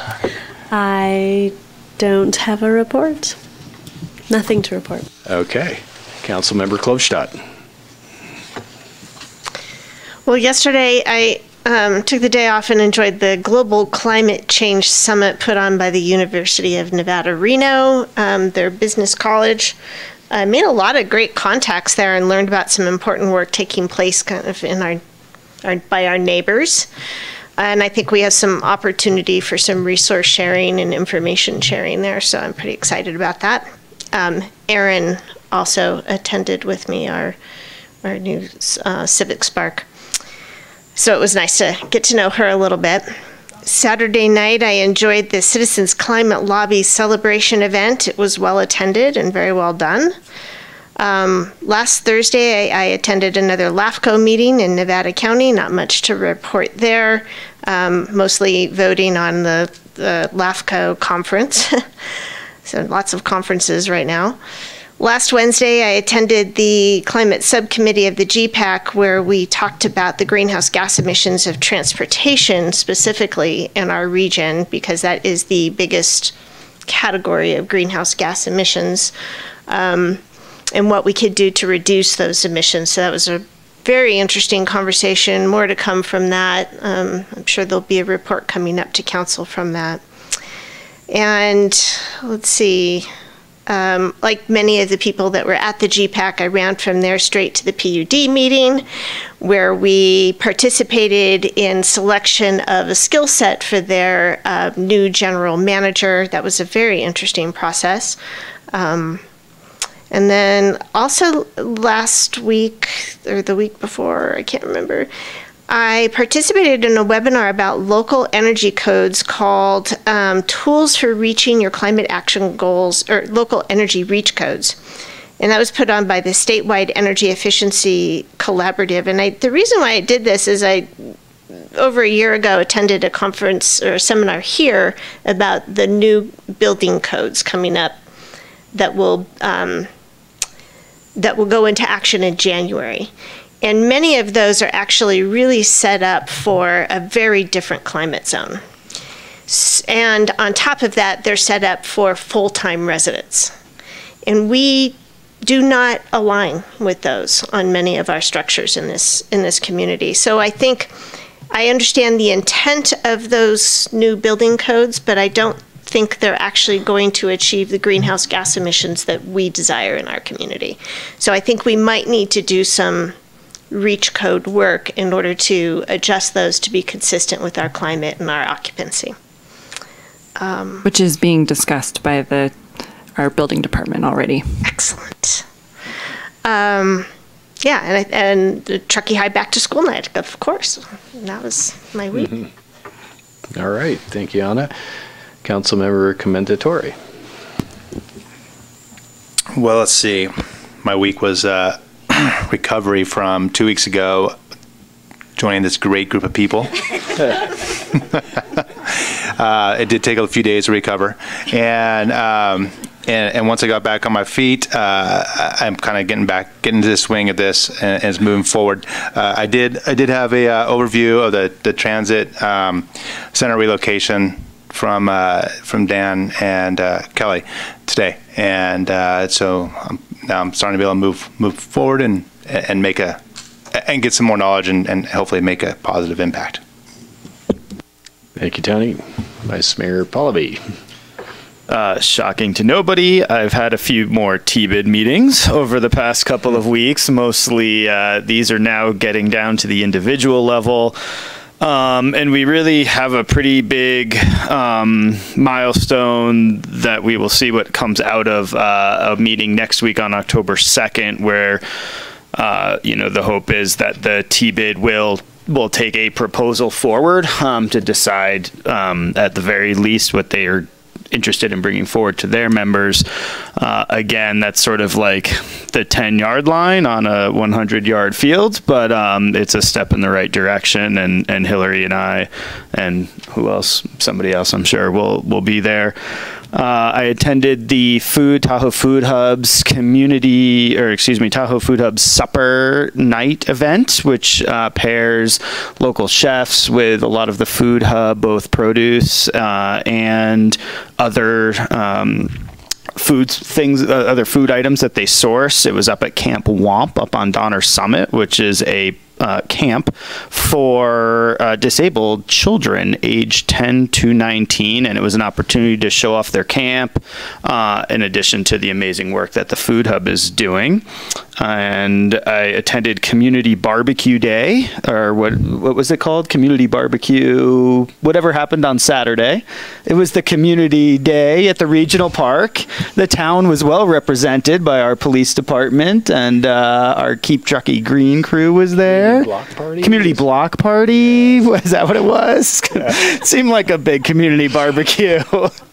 All the public districts were there. I don't know that it was well attended. It probably could have been better attended. But it was great. People were out there and happy to always ask their local town council members all sorts of good questions. And then I had a really interesting meeting this morning with a potential developer, Scott Elhard, who's kind of coming forward with some really cool products and design and other things on the housing front that maybe we will hear more from him in the future. But other than that, it was, yeah, all good stuff. Thank you, Dave. September 13, I attended the Mountain Housing Council quarterly meeting over at the airport. Jeff was there, as were representatives from a whole host of public agencies and nonprofits and other, private interests. I think there's only 1 year left of Mountain Housing Council quarterly meetings until part of the discussion was to talk about the future of Mountain Housing Council and how that might evolve. So interesting topic, interesting discussion. September 14th, the next day, Saturday, there was a fundraiser cycling event for Big Brothers and Big Sisters organized by Hardy Bullock with the airport district. I rode in that along with a group of other people, and there was actually an 11-year-old as well, and we rode for about 28 miles on-road, off-road, up towards, where'd we go? Emigrant Trail, Prosser, great ride. Next, the week after, Jeff and I attended the mayor-manager breakfast, our monthly breakfast with the mayor and managers of Nevada City, Grass Valley, and Nevada County also represented. We did that at the Truckee Diner. We were the host, so nice event, nice opportunity to catch up with our colleagues in our other county cities. September 16, I attended the Citizens Climate Lobby monthly meeting over at the airport district. They had kind of an interesting speaker via web, sort of a webinar-based event. And then the very next day, let's see, this was what day was this? The 10th, no, not the 10th, the climate, I think it was the 20th, the climate strike, global climate strike at the high school. I went out there, saw Susie, and there were a host of adults on one side of Donner Pass Road. I guess, I don't know, I'm going to guess maybe 50 or so. And on the other side of the road at the high school, there were probably 100, 200 high school students out. And this is part of the global event where millions of students and adults came out to urge more action on climate.